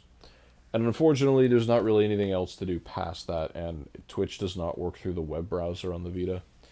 But only a couple of years ago, like, it used to work. You could watch full-on Twitch streams. I'm not sure at what resolution you could. I don't know if you could, like, manually choose resolution, or if it was just, like, what you got was what you got. But you could watch full Twitch streams on a Vita. And it was really cool. Same with the PS3. I think the PS3 had a Twitch app, or maybe it didn't. It'd be kind of weird if the PS Vita had one, but the PS3 didn't. But maybe it didn't. I don't know. Wonder if there's like a hack for that then. There might be. I just don't know if it's a big enough market for that, right? Like, because I know there's like a hack for YouTube, and even that's kind of janky, but it mildly works. But I feel like there's more of an audience trying to get YouTube to work on a Vita than there is Twitch. I don't know. A lot of official apps that just don't work on the Vita anymore. I don't think the Netflix app works on the Vita. And again, such an insane thing to think about, like just watching streaming movies. There is a hack I know on the Vita. I don't remember what app it's like using, or if it's like an official app, or if it's just like some free thing where you can stream movies that are already in theaters. I don't know if it's something like that, but it's something where you can pretty seamlessly just stream movies. Or maybe it's like something like streaming from a server that you have in your house. I don't know. But like, being able to do that on a Vita is pretty cool. Again, game console trying to be smartphone, which... I don't know which one's better. I don't know which one I would consider better. A smartphone trying to be a game console, or a game console trying to be a smartphone. No matter which example, it's gonna suck at doing the second thing, most likely. Or at least it just won't have support for it for that long. Yeah.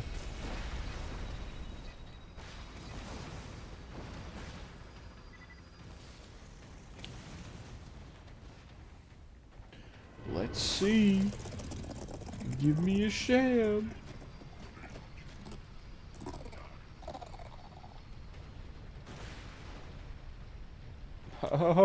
This little piece of money that drops right there. I keep thinking it's something. A little gold drop.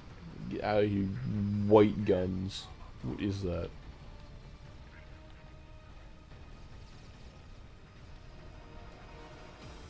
That looked like a pearl. Like the little blue thing. Like that looks like a pearl. You cannot tell me that doesn't look like a pearl. And it's a lot darker blue once you, like, walk right on it. Mr. ACR. I remember playing the shit out of this on the Vita growing up. Good for you, my man. And here we are playing the shit out of it right now. We're trying to acquire the 94 Sham Shield, as per the title. We have found the 77% Sham, which I believe, and many others in these streams believe to be the first ever Vita 77% Sham ever acquired. And we're trying to get the first ever 94% Sham ever acquired on the Vita. We have played almost everything there is to play on this version and streamed it all from start to finish. We started at level 1, played all the way through normal mode, streamed it all, and then a viewer joined us for the TVHM and UVHM playthrough, so we were able to experience this version with multiplayer. We played the DLCs.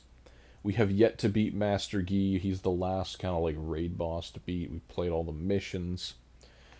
And once we acquire the shield, we're going to farm for all the pearls on the Vita to see what that is like. And then after that, I'm not sure what else there is to do. We can be the first people in history to get 2 94 Shams on the Vita.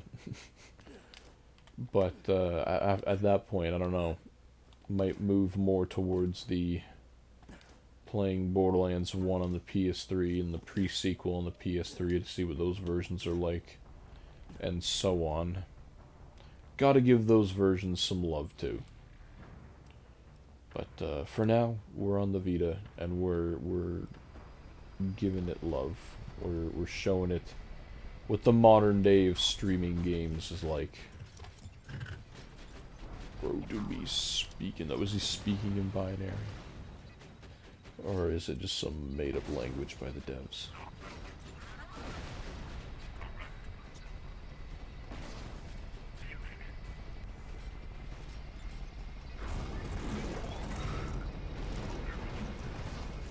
I tried to hold that one in. Man, the yawns are becoming frequent very quickly. Boom. Mad damage. Perfect height of Terra. I don't know what you're talking about, Mr. Actus. I've never heard of that in my entire life. I think you might be going insane. We might have to sign you up for an insane asylum. A mental institution. Because you're speaking all... That dodge, though. You're speaking nonsense. Has anyone actually found... I think I've asked this before, but I'd like to know again. Has anyone actually found a perfect height of Terra? Because I know theoretically it's possible. Like, you know, the math suggests that, hey, you can get these parts at the same time, right? But, like, has anyone actually ever seen one? Legitimately, and not, like, modded it in or something? Because I don't think I ever have, and I don't think I ever will. But we would most certainly be the first to ever do so on the Vita. Guaranteed, because I can guarantee you that there is no one out there putting that kind of time into this version for that.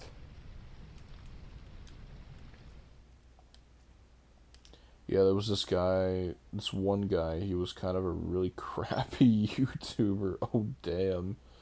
He was going to do a series on it, and he got it first kill? No way. I would need to see that. I don't believe he got it first kill. Like, that is astronomical luck, if that's the case.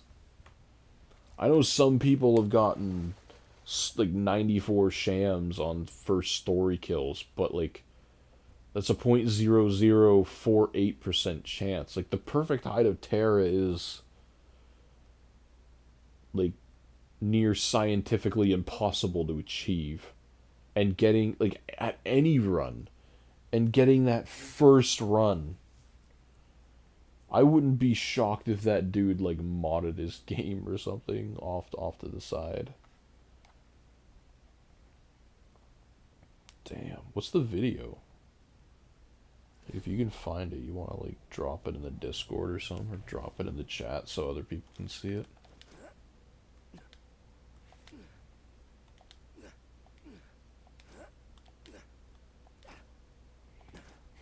Also, what made him a crappy YouTuber? Was he just starting out and then bro ended his whole career because he found the perfect tide of terror right off the bat? He's like, well, I've done all I needed to do. I'll drop it in the Discord when I find it. Good man. Cause yeah, that's insane. I don't know. Part of me, you know, or part of anybody wants to find these shields or this gear, whatever, first drop, but if we're doing a series like this, I would rather the series last a little bit, because where's the fun in just finding the thing first drop and then you never play the thing, you never get to meet the people who would join your stream otherwise, right? So he was playing a game of Dodo on Time Live and he just went on a huge tangent on why black people, Dota, why black people suck. Oh, so bro is just a racist. Yeah, okay, I can see how that might make you a crappy YouTuber. I thought that was it for me. I thought it was off the edge.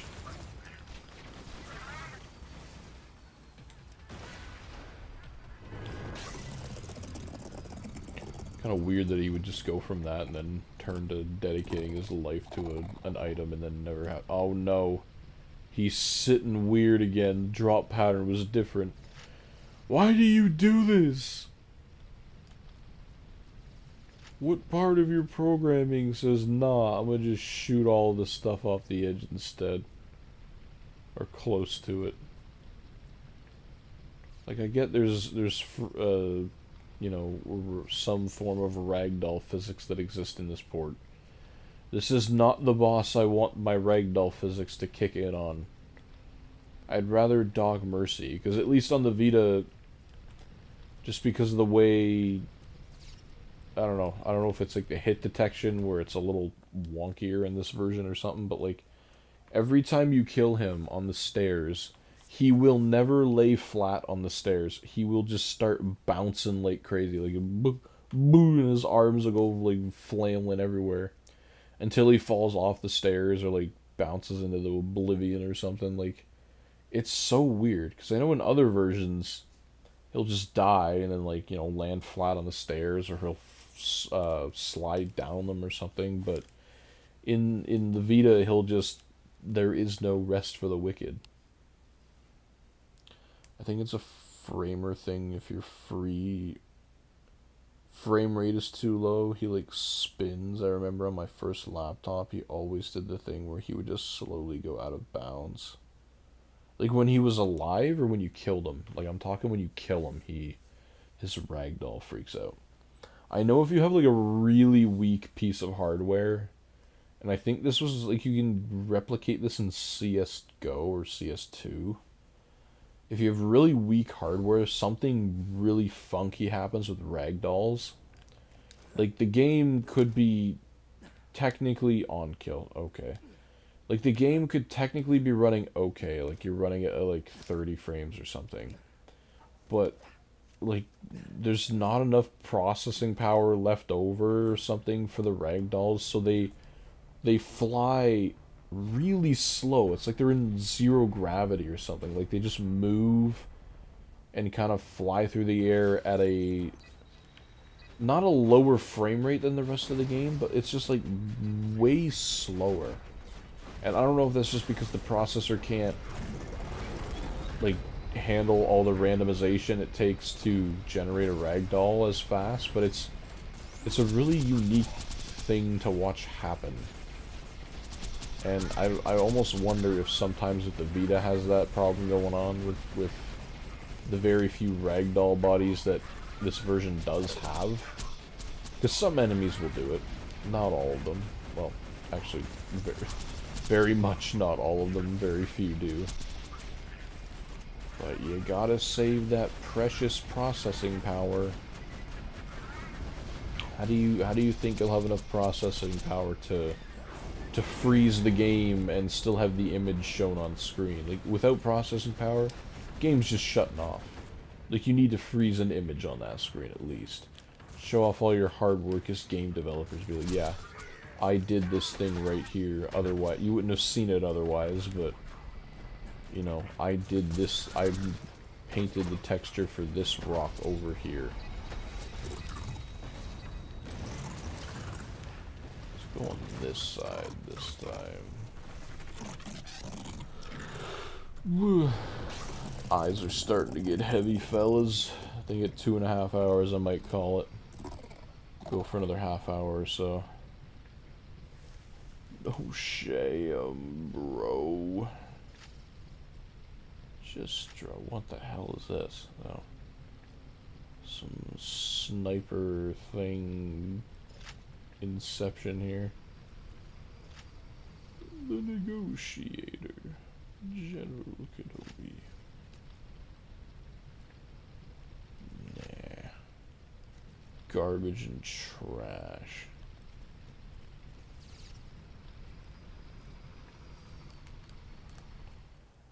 Nothing.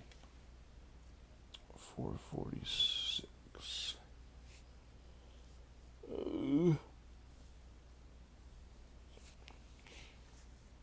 They announced that Borderlands 4 was going to be the same price on Switch 2 as all the other consoles. Like, in the States, $80. I think that's what games cost now. Did it say it was going to be $80, or was Nintendo going to do their unique thing of just raising the price by 10 or $15 because they can for some reason? Or can they only do that with first-party games? I don't know.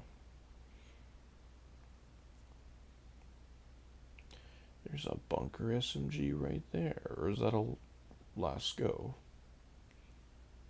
I think that's a I don't know. I can't tell anymore. IDK lol if it is $80. OMG. It's minimum gonna be $80 in the States. Just because that's what games cost now, and it's honestly ridiculous. We're going backwards in terms of game prices, because they used to be horrendously expensive back in the 80s and the 90s, or more the 90s, I guess.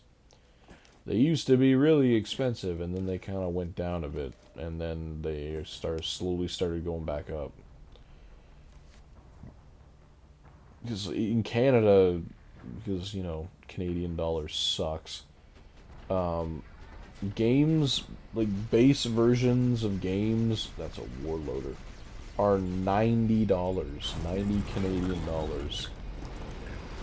I spent $195 after tax on Borderlands 4 because I got the super uber deluxe edition version. I had to sell my third child to get that game. No, I don't have any children, not anymore after buying the game, but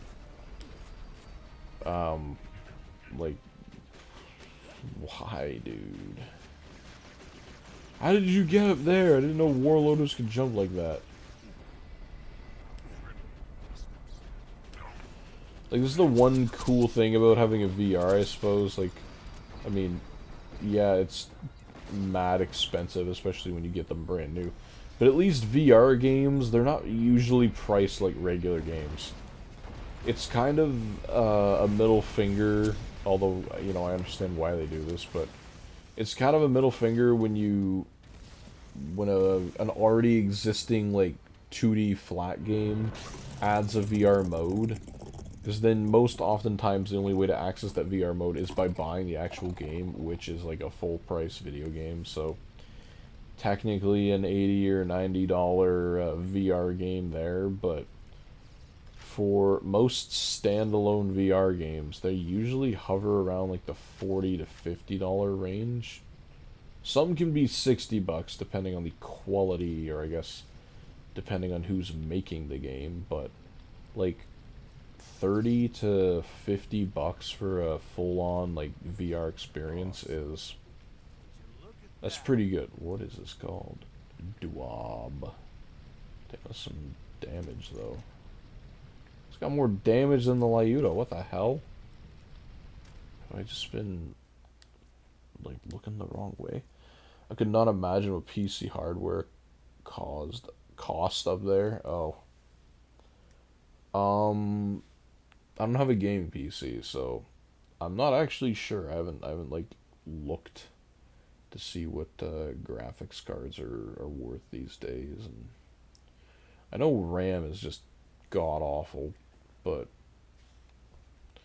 it is what it is. Everything's more here, so to speak. I mean, it's all inflation, it's all relative, but still, just seeing the high numbers does not instill confidence. Like, at the gas station that I work at, again, it's a gas station. Convenience is a thing, so to speak, although I don't really think that's an excuse anymore. It's similar to the grocery store right across the road from us, but like, uh, a bag of, like a family size, like pretty much regular bag of Lay's chips, after tax is $6.50. And there are stores in Canada, you know, that you can buy chips chips of bags of chips for like $3.50. But at least around my area where I live, $6.50 for a regular Lay's bag of chips. And that's just one item, for example. Beef jerky is stupid expensive too. I don't know what happened in society where beef jerky just suddenly became like this luxury food or this really fancy food thing. I don't know. But like a bag of beef jerky, like a Jack Link's beef jerky or something, is $9. Three is okay. Yeah. $9 for a bag of beef jerky, which may or may not have good pieces in it. Like, sometimes you get really small ass pieces and you get like 3 big good pieces in it, but $9. All kinds of beef jerky is just stupid. Yeah, that used to be the food that was just like, yeah, you're going on a field trip, you're going on a road trip or something. Yeah, a few bucks for a whole, like, a big nice sized bag of beef. Like, yeah, I can get behind that. Yeah. One day I'll shoot one of those right out of the air.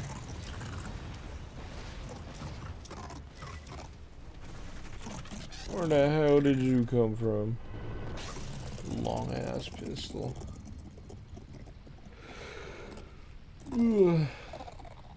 Let's see.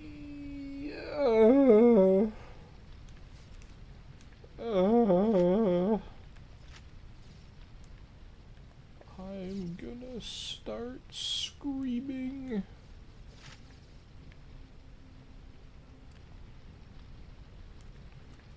I want at least one more sham before we stop. Got 20 minutes to get one more sham. Let's try and make the runs quick and efficient. Hopefully I stay awake for this though. It's that last like half hour that's the most difficult, I think, if you're doing late streams like this. Unfortunately, this is the only time I have for streams. I've mentioned it many times before. It's the only time I have available when I'm not doing school and when I'm not at work. So, and I don't want to just stop completely. Maybe if my channel was still the way it was a little over a year ago, we were still at the... Because it sat at like 40 subscribers for a good portion of 10 years. And then all of a sudden I was like, okay, I actually want to, like, I have this, so I want to do something with it, right? Like, I want to post videos, post God of War videos. I want to do streams with Battlefront with Ben. And slowly but surely, people enjoyed our madness, and you know, we got a good group of people behind us now. And I don't want to just abandon you guys because I'm tired. Like that's, I mean, you know, there's gonna be some days where I'm actually horrendously tired, and it's just not gonna work. Minai, what are you doing here? You never come over to this window. What are you doing? Yo, you probably just want food. That's all you ever want.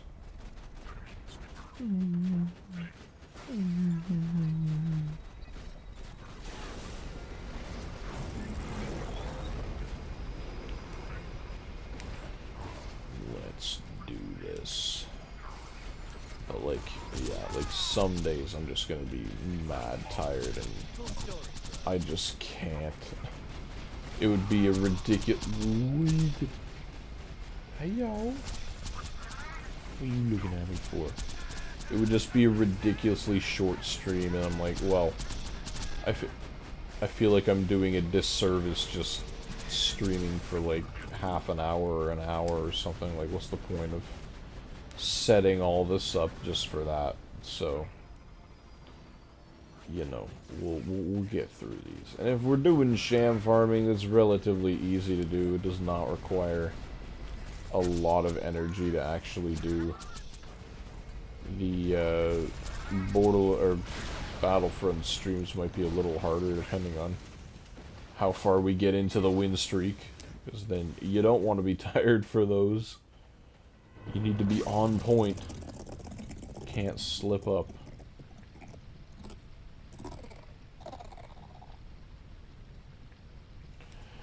Dude! Man, we got one sham tonight. What is that? Where did the RNG go?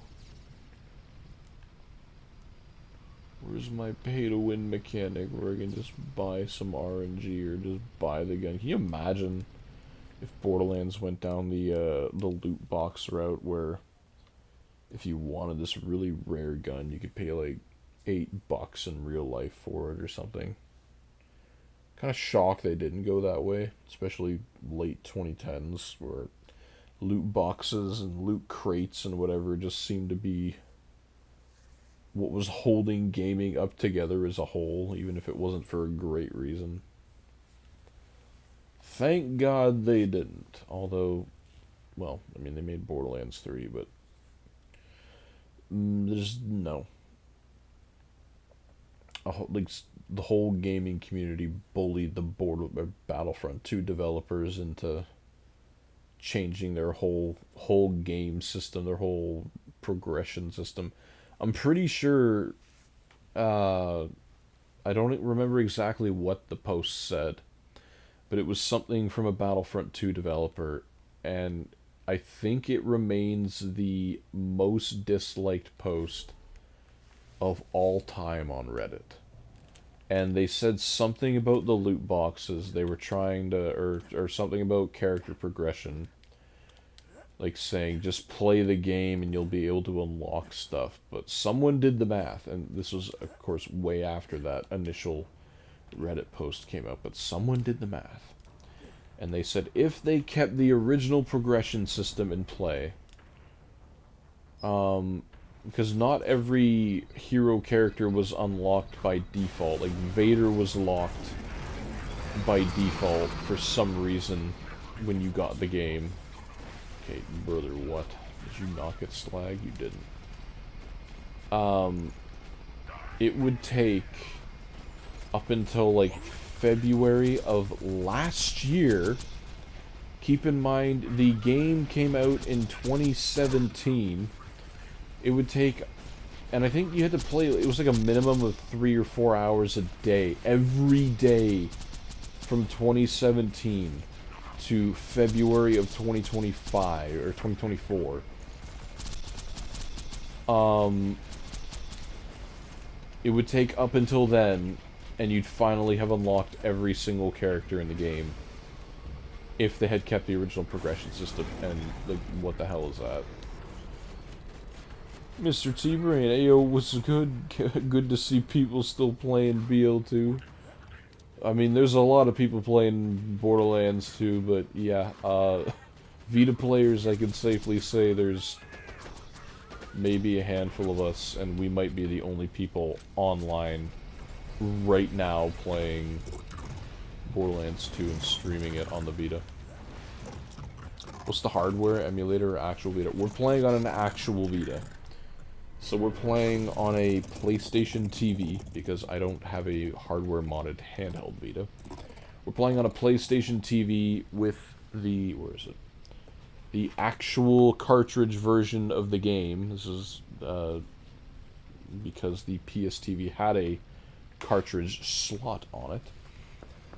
We're playing with a PS4 controller, because it supported those. Just, it's the most bare bones support of all time for a controller. No headphone jack support, no rumble support, even though there's a vibration function here that does nothing. Yeah, we played this from the beginning, from normal mode to now, all the DLCs on the Vita, and because I wanted to experience this, I wanted to see what the actual Vita experience was like if you were to have purchased this game in 2014, because that's when the Vita port came out. If you were to have done that, what could you have expected? Because I guarantee nobody has ever streamed from start to finish on this version on YouTube. Why are you all squirrely all of a sudden? Do you do it for the challenge or just because you love the Vita? That's a good question. I think partially both. This was the first way I experienced Borderlands 2 way back when I got my Vita. I downloaded the game in like late 2014 or early 2015, I want to say. And I mean, I was a kid still, right? Like, you know, downloaded it behind my mom's back because it was an M-rated game. And I fell in love with it because it was an all open world game on a handheld system. I think that was like my main drive behind buying it. And then over time, as I got older and kind of understood more and more of the game, and then I eventually got it on my PS3 and all that. So I love the Vita, and I also love Borderlands. Actual madman, love it. Yeah. We're a small breed around here, but a lot of people who subscribe to the channel like the Vita stuff, so they're also in that camp of madmen. Still remember playing it on the 360, good times. Oh yeah. I still, like, if I'm gonna play Borderlands 2, my main method of choice is the PS3. I know it's most certainly not the best way to play the game in today's world, but I don't know. There's just a certain charm with the older consoles that just makes it fun. It's still playable on those systems too, right? Like, it's not like it's impossible to play or it's impossible to go back to. I mean, sure, there might be a couple learning curves if you know, you're used to the newer versions, but again, like, this is minus maybe a few updates. This is still a full game. Like, it's a full, complete, quote-unquote game that you can enjoy on your Vita. And, yay, wait! I didn't kill you yet. Come back. You can't leave. That's nuts. I got mine in a combo pack kind of thing, and my mom didn't look into the game. Oh, yeah, that's right, because I always make this joke. For a short period of time, because the game didn't exist on the PlayStation Store initially when it came out. For a very short period of time, the Vita version was the most expensive version of the game, because it was like 300 or 350 bucks for that bundle. So it was technically the most expensive version of the game. But yeah, I forgot it came in the combo pack.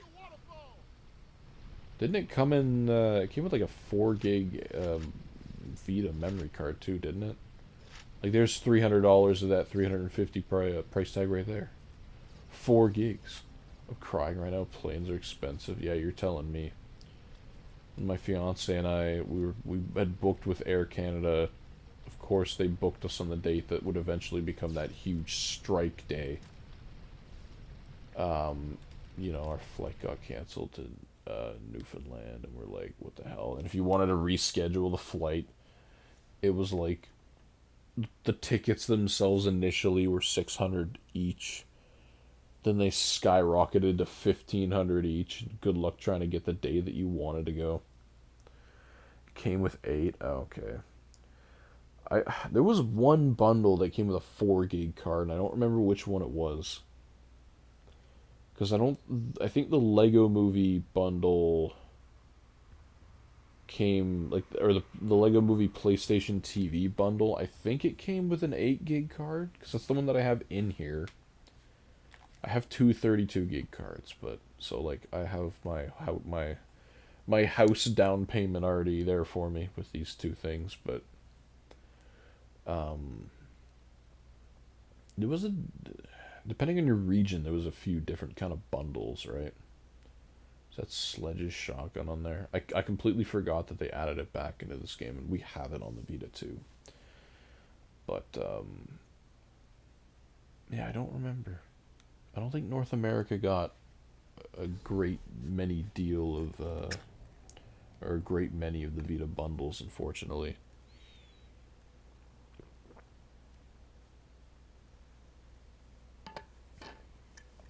The Minecraft one looks pretty cool, but I think there was a Japanese exclusive. Japan got a lot of the cool looking Vitas. Thankfully, in North America, we got the colors for the Slim Vitas. I don't know, or in Canada at least, I don't know if the States got the colors. I think they did. I think you guys did. I don't know, Mr. Actus, you live in the States, you can confirm that or not.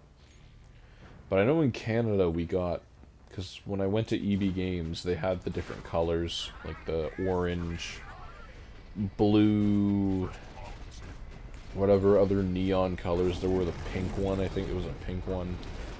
So I got the blue one, because that was my first Vita, the Slim. I wish I kept the box for it. I, like, punch myself every day now, but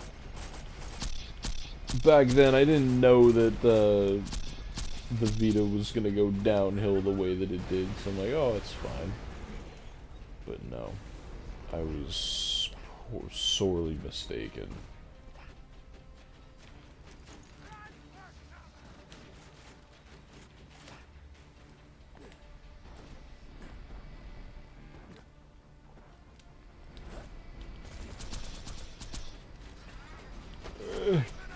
Oh, critical shot. I know some places too. Ay, ay, ay, ay, ay. I think this was more in America. For the PlayStation. Shit. Well, there goes our money. This is gonna be a laggy death animation. You used to be able to get, like, bundle packs for $50. You could get, like, a PlayStation Hits game or whatever they called it. You could get a PlayStation Hits game and a PS3 controller for $50. Just trying to find an OEM PS3 controller these days is very difficult. You're probably going to be spending close to $50 for an actual OEM one, if the seller knows what they're talking about. But, like, that's just insane to me to think that, yeah, you could have bought a brand new controller with a game for $50. No, Sham, you suck. You couldn't give me a Sham for that cheap death. Would have tried shooting the cannon, but it was too late. Okay, I just looked at that one video I was talking about, and it was that he got a random one on first try. Oh, you talking like a random Hide of Terra? It wasn't a perfect hide? Okay. That's a little more believable, because I'm thinking, like, a perfect Hide of Terra on a first run is mathematically impossible.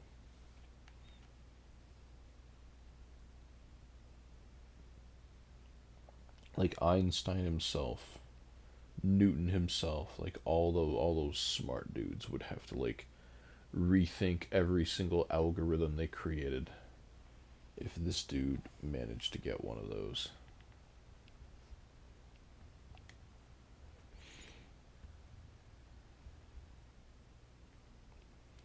Alright, we'll do a few more runs here and then I will call it for tonight because bedtime sounds really good right about now. It's 2 a.m.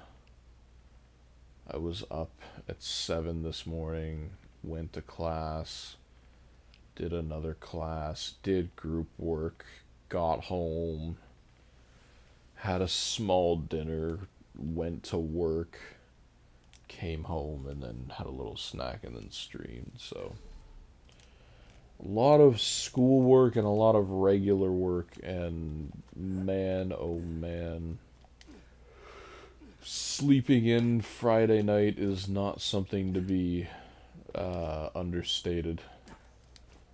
It is not something to be taken for granted.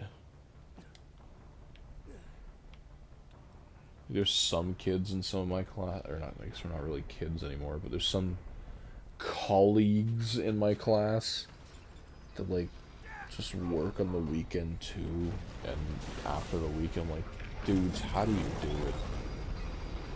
How do you go literally not at least one day where you can sleep in at all?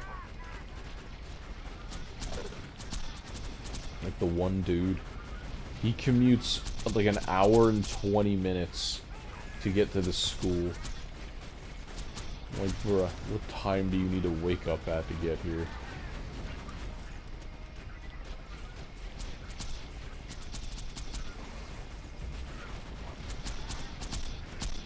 I don't know if I'm gonna do this, but it would be okay if I went back through the old stream and just kind of edit together all the drops you had, and then I would stop and you get, hey man, by all means, if that's something you want to do, I give you full permission to do that. I've been thinking about that too myself. I'm like, because I know some people when they do stuff like this, they make like a condensed version for like the video portion of their channels, and you know, because not everybody has the time to watch a whole 2.5-hour stream, right? So it's a little bit more accessible that way. But I just don't have the time to do that. If you want to do something like that, absolutely feel free. I give you 100% permission. Wow. Just would be fun, yeah. Wow. Pile together all the reactions. I mean, a lot of it's just gonna be me with pain and suffering in my face from not getting sham drops, but you have at least 15. I know there was like a couple streams there where we just didn't get any.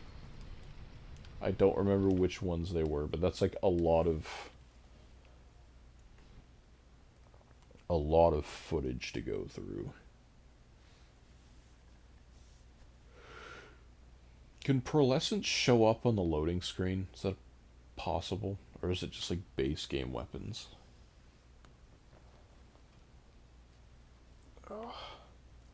Actually, no, I think they can, because I feel like I've seen the butcher on the main menu before.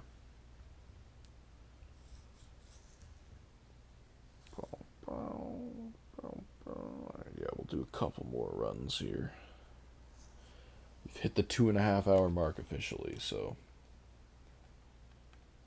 we have done the goal we have set out to do.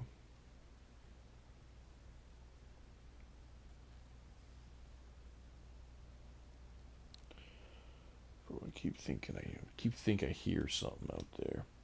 I would send the video, then you can upload it, but I would probably do the whole run of when you get the sham drop, if that makes sense. Yeah, no, that makes sense. I was thinking too, like, if whenever I do get the 94 sham, I would post on the channel itself, like, the few minutes right before it actually happened, or like the couple minutes right before it actually happened, and then, but yeah, I like your thinking there, where it's showing the journey off, so to speak. Am I getting double teamed here? What the hell is this? Showing the journey off from the beginning. Hey! What is this double spawn? This never happens. There we go.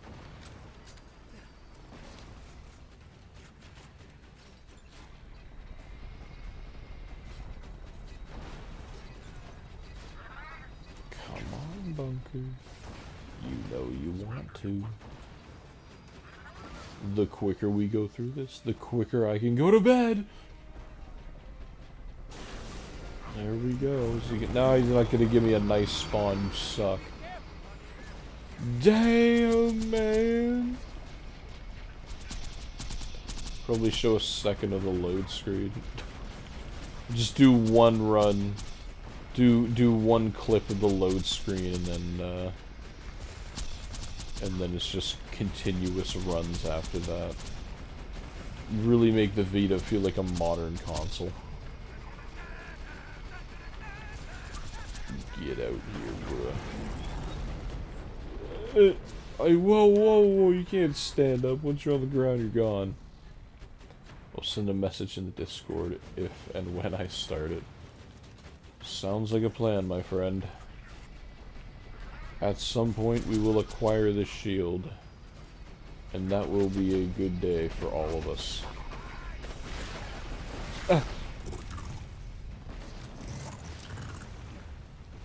And then we can start doing it on the VR version, once I finally get that far.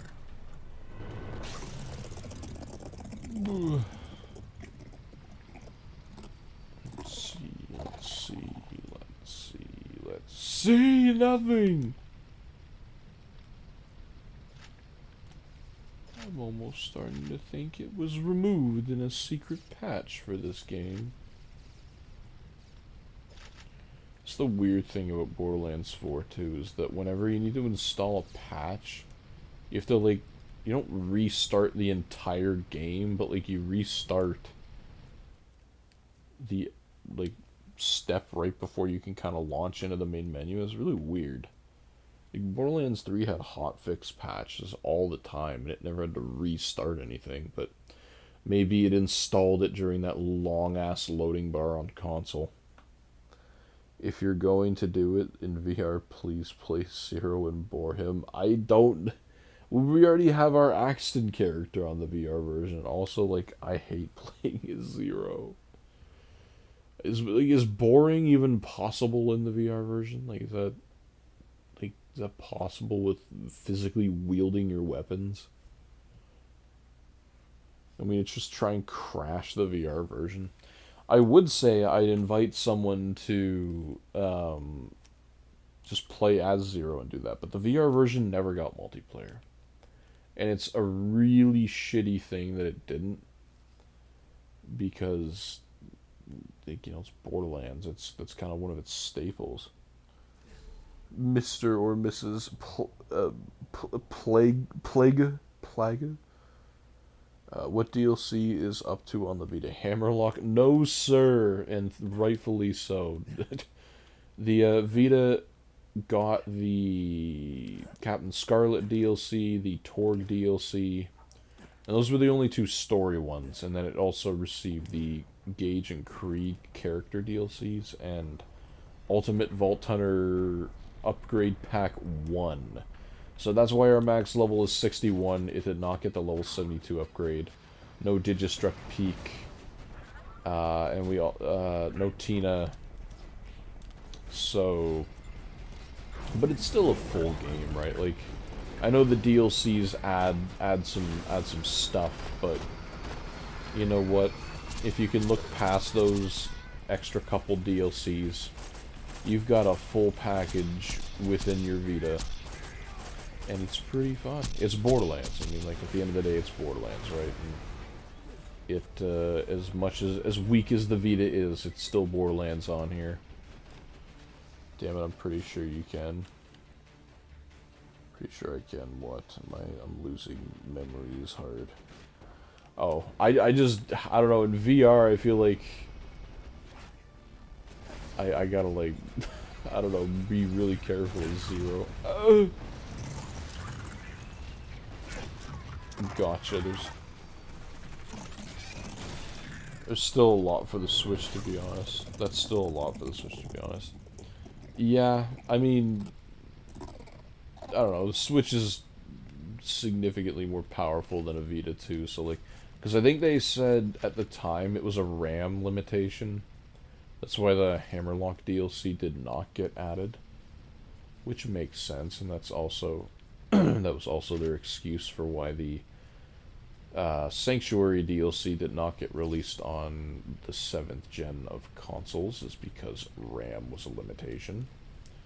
But, you know, I feel like the Vita has a little bit more.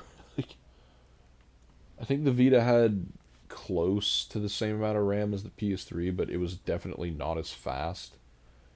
And this version itself suffers from memory leaks like you wouldn't believe. If there was no memory leaks in the game, like wouldn't risk crashing. I said Switch, I meant Vita. Oh, I see. If the game didn't risk crashing every time you'd want to open your inventory in larger areas, then there wouldn't be a problem. I mean, I can get past the stutter, I can get past the frame rate. It's just the stability that irks me the most. I'm thinking about getting a new VR for my PC. Which one do you currently have, and which one are you looking for? Switch got all of it. Yeah. I don't. And the Vita still has the benefit of cross saving. So even though the PS3 and PS4 versions are at different degrees of, you know, the in different degrees in terms of content. Sorry, I'm like really tired right now. You can still crossplay, which I think is really cool because if you're one of the people who just only has a Vita and no other portable console, and you want to take, you know, you play Borderlands on your home console and you want to take it with you somewhere on vacation, you can just transfer your save over to your Vita and then go, and then transfer it back onto your PS4 or PS3 and have a good time. And it's also it's probably the most official way of item duping, because you can just put your character on what do you call it?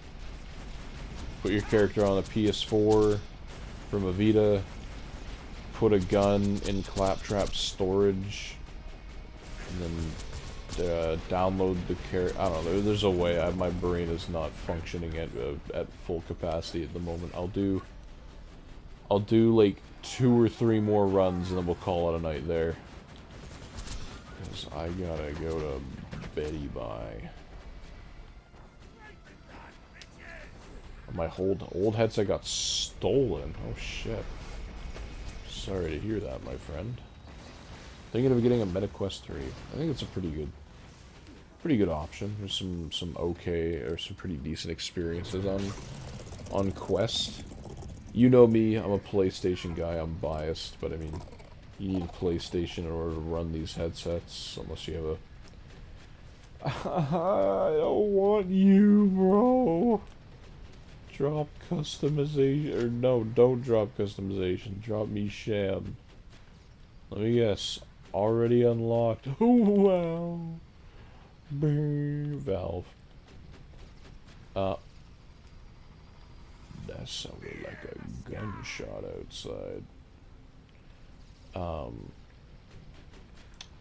Yeah, the PSVR 2 headset has a PC adapter thing, but I think in terms of just getting everything set up for, you know, if you don't want a lot of hassle, then yeah, the MetaQuest is probably the best way to go. The fact that Bunker can drop heads is such a spit in the face. Yeah, you're telling me. We have acquired the 77 Sham on here, though. I have it in my inventory. And so we know getting the rarity of the 94 Sham is possible, because the 77 is just as rare as the 94. It's just on the opposite end of the spectrum of parts. Only problem is that it wasn't a 99, it was a 77, or a 94. I only really have PC. Well, I guess that's fair then. MetaQuest 3 should do you just fine. Beat Saber's pretty fun.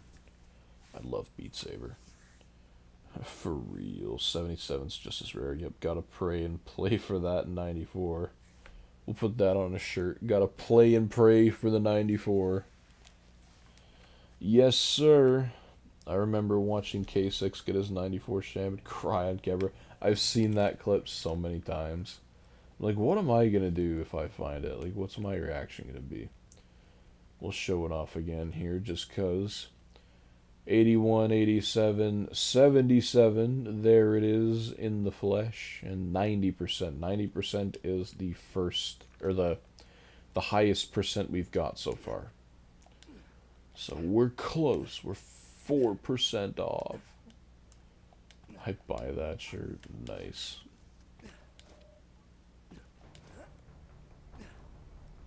Yeah, I know. How, I can't remember how long... If you know, how long did it take K6 to get his?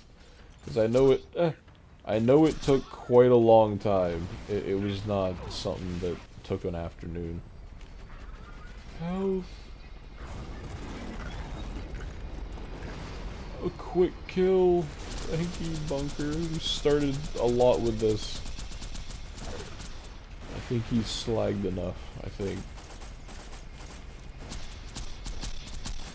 Kaboom, bruh. I think it was years, but he was on and off farming. Oh, years. Are you kidding me? Yeah, I guess so. Do you know how many runs? That should have been what I'm not sure. Oh, okay, never mind. If I read literally 2 seconds further, I would have seen that. Don't know the actual run counter. I thought it was in the thousands. I seem to remember it being in the thousands. We're not quite there yet, but you know, we're almost at 500, almost halfway there. We got the 77 before we had 400 runs, so I'd say that's pretty good RNG. I think it's a Jolts, dude, like 13 days of streaming, 12 hours a day. Are you mental? Good lord. I mean, I guess you can do that once YouTube becomes your full-time thing, but like if not, like, no. I try to find a happy medium between this and Teachers College. Obviously, Teachers College takes priority, but like, again, like I was saying earlier, I don't want to just abandon YouTube for a year while I do school, right? Like I want to do both. I want to, you know, give you guys something to watch. Even if it's the same Sham farm over and over again, I want to give you something. I think he had 1,500 runs.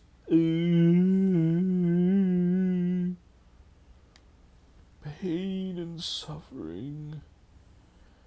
Okay, we'll do 3 more runs, including this one, to get us to 460, and then I'm cutting it off for tonight. K6 didn't have a run count, but I looked up Jolts. He got his 94, 2,883 runs. Oh no. Oh no. Oh man. Mr. Honest Liar. What are you doing awake this late? I don't know what time zone he is. I don't know if it's similar to mine. Much higher, goddamn. Yeah, no kidding. Good lord. I mean, keep in mind, too, like, they got a whole lot more runs in probably a shorter period of time. Because they have PCs that just load the game faster than the speed of light. We're playing on a Vita, and this map is probably one of the fastest loading maps in the game on the Vita version. But, like, I've seen Jolts' new PC when he plays Borderlands 2 on it. Like, that shit don't even load the loading screen. It's just, you click it and it's in. Like, it's ridiculous speeds. It's fine. Kills like this give us fast runs. That's what we need.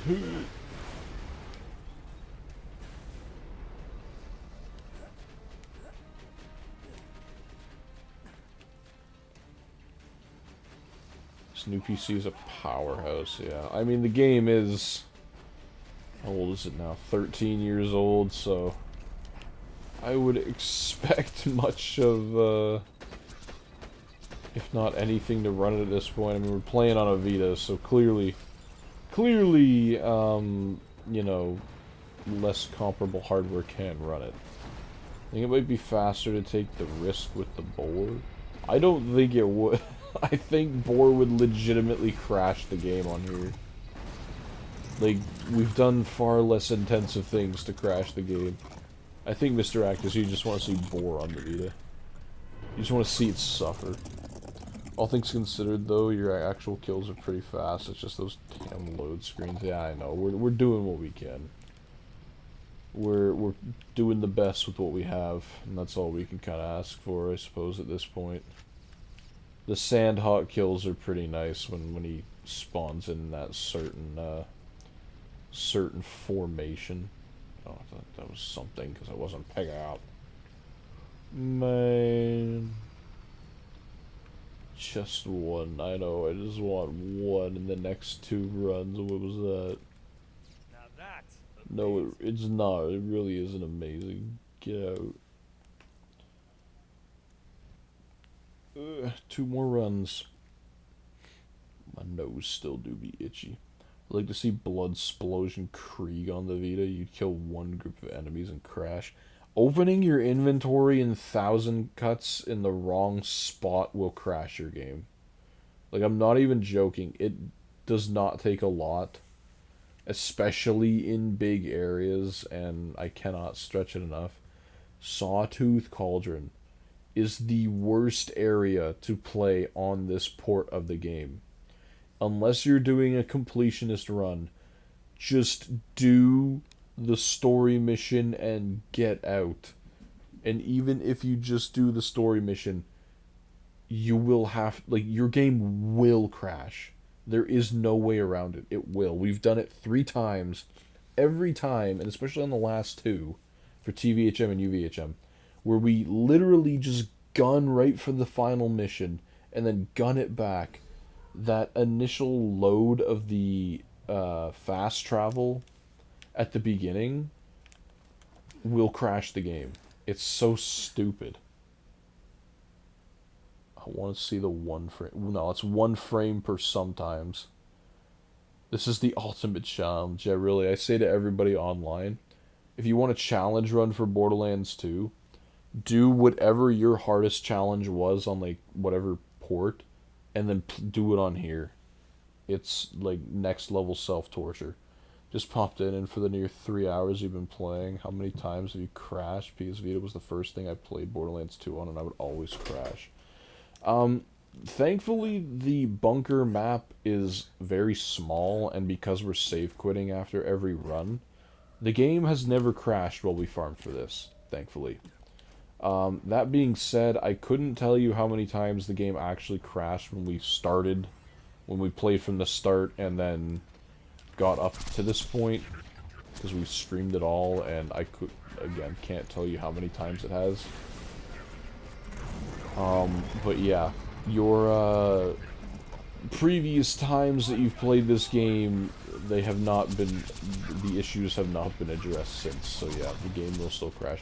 And the funny thing is, and I've said this before too, the funny thing is that if you look at the patch notes for this game, they, like, added stability to it, right? Like, they addressed some other crashes, and they also added the game wasn't using the full RAM of the system for some reason. Like, it wasn't using... They added some, like, 64 megabytes of extra RAM usage for the game, or, like, it can allocate 64 extra megs of RAM. And, like, in a game like this, what possessed you to not use all the RAM initially? Trooper, yeah, really. Like, why would you not use every single piece of software and hardware to your advantage in this situation. Mr. Tech Weeks, what's going on, man? Tundra Express is the worst map. Tundra Express can be pretty bad, but I don't know, in my personal experience, Sawtooth Culture is just abysmal. Iridium Blight can be pretty bad too. God damn it. Iridium Blight can be pretty bad too, but it's okay if you just know how to play the map.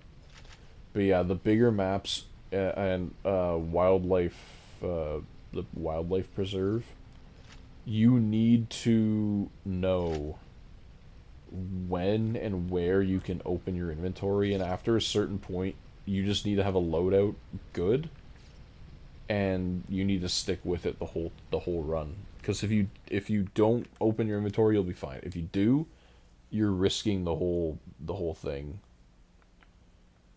Never in my life did I believe to see late game BL2 on Vita. Oh yeah, we wanted to make sure we streamed this whole thing from start to finish to document it on YouTube, document it on the internet.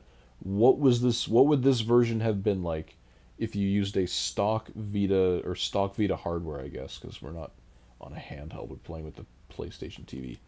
Stock Vita hardware, no modding, no nothing, playing with the physical version of the game. What would it have been like if you just picked up this game way back when and just started playing it? Because that's legitimately, no one has put that online, that whole start to finish thing. It just doesn't exist. And if it does, it was from like 12 years ago. I think the highest level I got to was 21, as I can't remember her name, the girl with the robot companion. Oh, Gage, yeah. First of my ancestors to witness PL2 on the Vita. There's a first for everything, my friend. Alright. This run and one more run, and then... wait. Yeah, this run and one more run. We'll play the 500th run. Big Boom, I love that. Let's give it 5 big booms. I love that username. Damn, bro, this game is crazy on the PS Vita. You're telling me it is quite a unique experience, if I don't say so myself. And unironically, or ironically enough, however you want to say it, I believe this is one of the most optimized games of all time. Just because you gotta put yourself back in 2014. Think of portable hardware at the time. Think of the Vita at the time. Borderlands 2 was a big game, relatively speaking, for its time. Especially on the modern consoles of the day. So, just think about what software developers and, like, all the developers of the game, think about what they had to do to fit with all the DLCs installed, near 35 gigabyte game. Think about what they had to do to shrink it down to a 5 or 6 gig game. And then having to just get it to run and be stable at all. Excuse me. It's also, to my knowledge, the only console port of the game to have an unlocked frame rate. Because you can, believe it or not, in small parts of certain areas, achieve 60 frames on an unmodded Vita. Like, you can range from anywhere from 15 to 60 on here. It's insane. It is the poly count of Tomb Raider and the textures of the DSi COD Modern Warfare games. Oh man. The Vita slander is real. I remember those games. I remember going to Zares as a kid and being able to, like, in their one, I don't know if it was the pharmacy section or something, probably not the pharmacy section, I don't remember. I don't know if it was our specific Zares or if all of them had this, but having a tiny video game section. I remember seeing Modern Warfare on the DS. Modern Warfare 3. Alright, final run of the night, run 500. Tundra Express, when you have to pick up Tannis's rocket where the game runs on like 7 FPS. That, and when you have to when you do the train mission where you have to like you rob the train or whatever, like you get all the money. When all the money shoots out of the train, yeah, you're counting the frames on your one hand. And also if you've ever done the money glitch with the Bagman side mission with the Clan Wars stuff, you can do the money glitch on this version. We've done it twice on stream. And as long as you're careful with the amount of money you're spawning in every time, it won't crash the game. That being said, when Mr. Honest Liar was in our game with us, his game would frequently crash. So I don't know if it was because his Vita's modded, or if he was like, he wasn't the host, so it was just having problems. Because we weren't spawning an outrageous amount of money, and even if we were, like, my game would have crashed too, so not sure. It was during the money glitch. I was doing the money glitch yesterday on my Vita. No way. Damn. We got another avid Borderlands 2 Vita player on our hands right here. Congratulations. You are part of a dying breed, my friend. We all are. That's alright, though. It has a certain charm to it, being the first ever portable version of a Borderlands game. And while it has been most certainly surpassed in its life, it still has a certain uniqueness to it.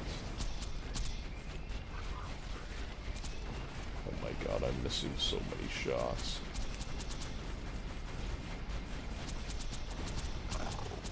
Oh, he's not slagged anymore. Don't run away.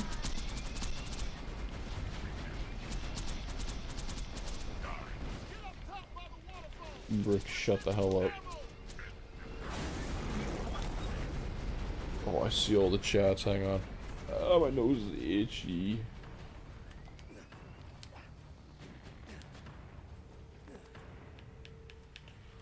Wait. Get out of the way. Get out of the way. Get out. I don't even need to slag you. You're just weak as hell. Boom. Oh. There we go. Don't get me wrong, I very much love the PS Vita. Hell, the main reason I got it was primarily for a portable Sly Cooper option. I was then introduced to Persona 4, the Valkyrie Chronicle series, Killzone. I mean, yeah, I'm slowly but surely building my... Oh, we got a bunker SMG, I didn't even realize that. Cool. Not a sham, but still cool, I guess. I can add it to the list. I'm slowly building up my physical collection. It crashed once. Damn. Like I can see them. I mean, I have Borderlands, Wipeout, Freedom Wars, Tokyo Xanadu, which is a really good game if you don't have it. Uncharted, Soul Sacrifice, The Amazing Spider-Man, which is an arm and a leg to get physically, because they removed it from the PlayStation Store, so man oh man. Assassin's Creed, one of the Ninjago games, Lego Avengers, one of the Ease games, PlayStation All-Stars I think I have physically as well. And then I got I got Resistance, Ninja Gaiden 2, probably one more that I'm forgetting, I'm not sure. Then I got some digital games. I had Killzone digitally and Super Stardust. Fruit Ninja, which I think is just hilarious that it got a Vita release. Jetpack Joyride, same thing. I don't know. Bunch of cool things. Minecraft. Did you know Freedom Wars is on Steam now? I did see that. That was earlier this year, right? That they added a Steam version. I'm like somebody did not want that game to die. I just think that's kind of hilarious that they had to rework the Vita code. I loved Killzone on the Vita. Yeah, I mean, There's a group working to get that back online, isn't there? For the multiplayer. Killzone was truly the console shooting experience on the go. Like, you'd be hard pressed to find something that actually replicated that. I don't count COD. COD kind of sucked. Like, whoever the developers were, because they did the Resistance game on the Vita too, and if you've ever played the Resistance game, it suffered from horrendous audio compression, just super lackluster visuals, some performance issues, and COD also suffers from these things. Like, the audio is just so compressed, the visuals look like crap. Performance wasn't terrible, but still, like, same thing. So you can tell that it was made by the same people. Probably I was on the top 100 leaderboard of Zillow Zone 3. I don't know what... Mr. Actus, your vocabulary skills do impress me. That's actually pretty impressive, though, top 100. Alright, everyone. That is going to do it for me tonight. RNG wasn't as great, but we did get at least one sham. We got 3 bunker SMG. Oh no, I forgot to add it to the list. We got 3 or 4 bunker SMGs tonight, I think, which is just dumb. Couple customizations, and you know what? That's just how these streams go. You know, sometimes you get lucky, sometimes you don't. But that's just life. Killzone 3. Okay, yeah, that's what I thought. Playing Killzone 3 with the 3D effect on is pretty cool, but you need a 3D display to work that.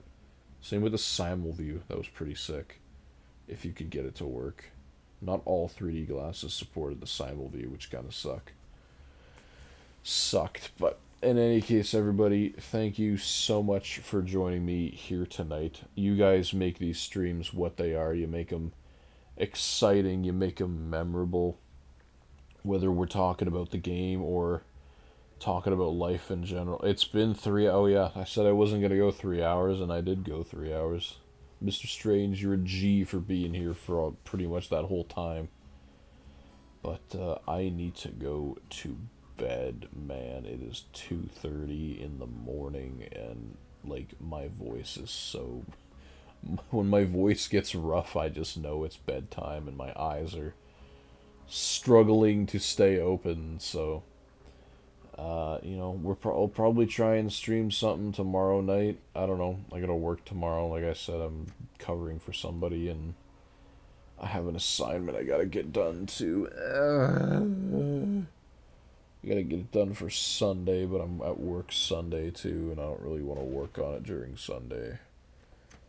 I got stuff to do tomorrow. Okay. In any case, everybody, appreciate all the new people too. We had a lot of new people come in tonight, just dropping some comments. Like, feel free, absolutely drop comments. We love having conversations around here. You know, we're an open conversation group. But in any case, take it easy, everybody. Have a good night or a good rest of your day, depending on where you're coming from, and I will catch you in the next one. Take it easy, everyone.